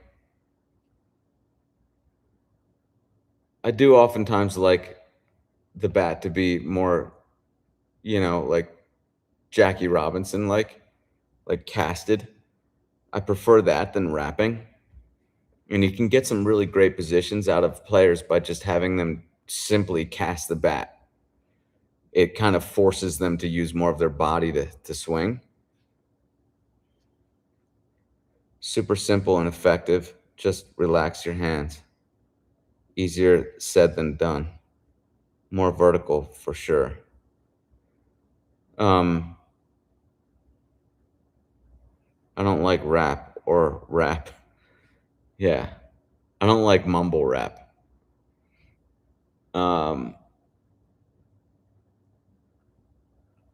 So where are we at with Walker? 5 homers, 6 swings left. Not looking like he's going to do it. It's not looking very good. But it could happen still. Yeah, that's not going to be good. Man, it looks like Schwarber's going to win this, mates. Oh, there's the best swing of all time, ladies and gentlemen, Ken Griffey Jr. Yeah. I just don't think wrapping the bat is a deal breaker. I mean, some people like to do more lead side with a wrapped bat. And Junior Caminero doesn't wrap it, but when he comes down, he's got a lot of lag in his hands. That's not wrapped, but it's kind of Ruth-like, because from there, he's going to just whip it. It's just going to whip into the zone, and his hands are strong enough to handle that. I would say just swing with just the lead arm and see what your body wants to do. Play around with it and see what gets the barrel into the zone nice and early. What you don't want is the barrel sliding off the ball. So if you can, swing with just your lead arm and put hook spin on the ball if you can. And learn what does it take to really square up the barrel with just the lead arm. And your body it'll put you on an accelerated path to figuring out what does lead side feel like for you. But just spend that time. I know it's hard because you just feel like you're wasting time, but spend that time swinging with just the lead arm and really try to hit the ball solidly. Self-toss or hit off a tee, just lead arm. Where are we at here? All right, so 1 swing left, 8 home runs. He needs 3 in a row. This is pressure, son. Can he do it? Most experts doubt it. Most experts doubt it. Ultimately, a great lag is everything, says Stephen Andrew Real Estate. I would take a few pitches and just get your timing down, like he's doing right here. Just take a few pitches, get your timing down. He's got that, I think. Keep going, keep going, keep going. Yes. Hitting done right. It's not a deal breaker, but young players. You love to just say these young players are so different. Hold on, I'll read it in a sec. I want to see Jordan here.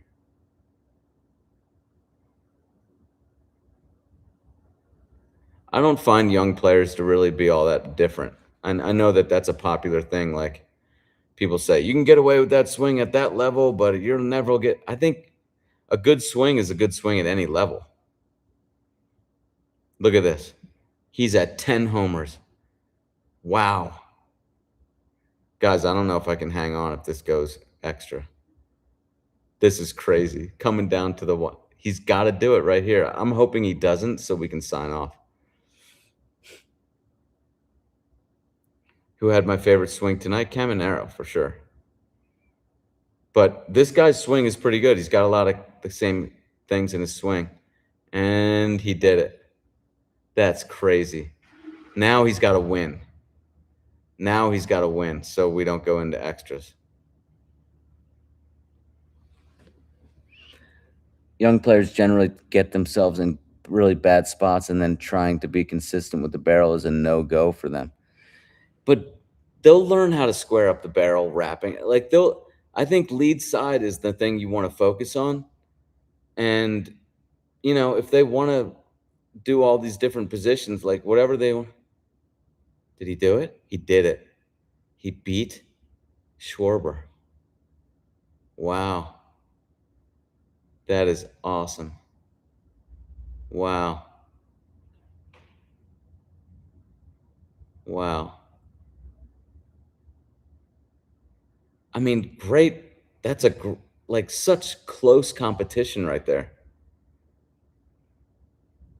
Michael J. Dominic says, wow. And I have to agree. Oh, man. So, righties rule. Yeah. Man. Jordan Walker. Can't believe, what did he hit? 4 homers in a row at the end? That's crazy. Yeah, I would say probably my favorite swings, Caminero, Walker, and then Schwarber tonight. Trying to think. Yeah, I think that's right. Those would be my top 3.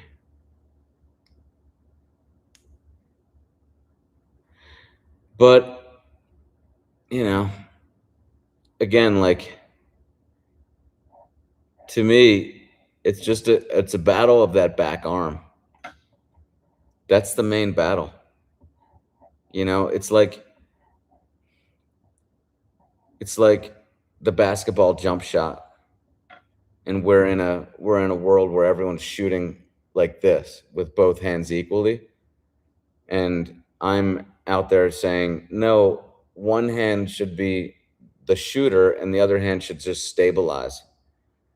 That's kind of what I'm saying with the swing. Like, the lead side should be controlling the move and the other hand should stabilize. But what's going on in instruction and in the popular swing is the back arm is the power.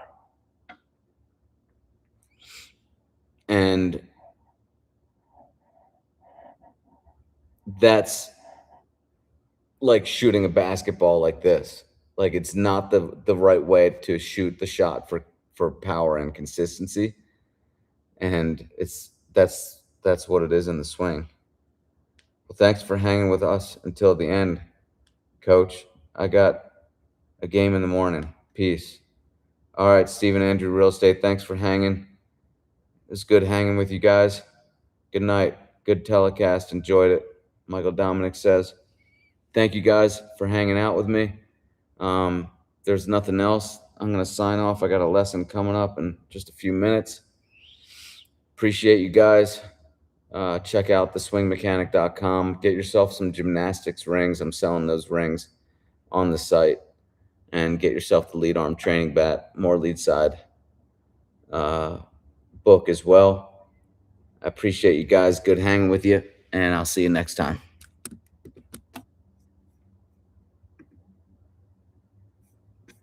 Let's see here. What am I doing?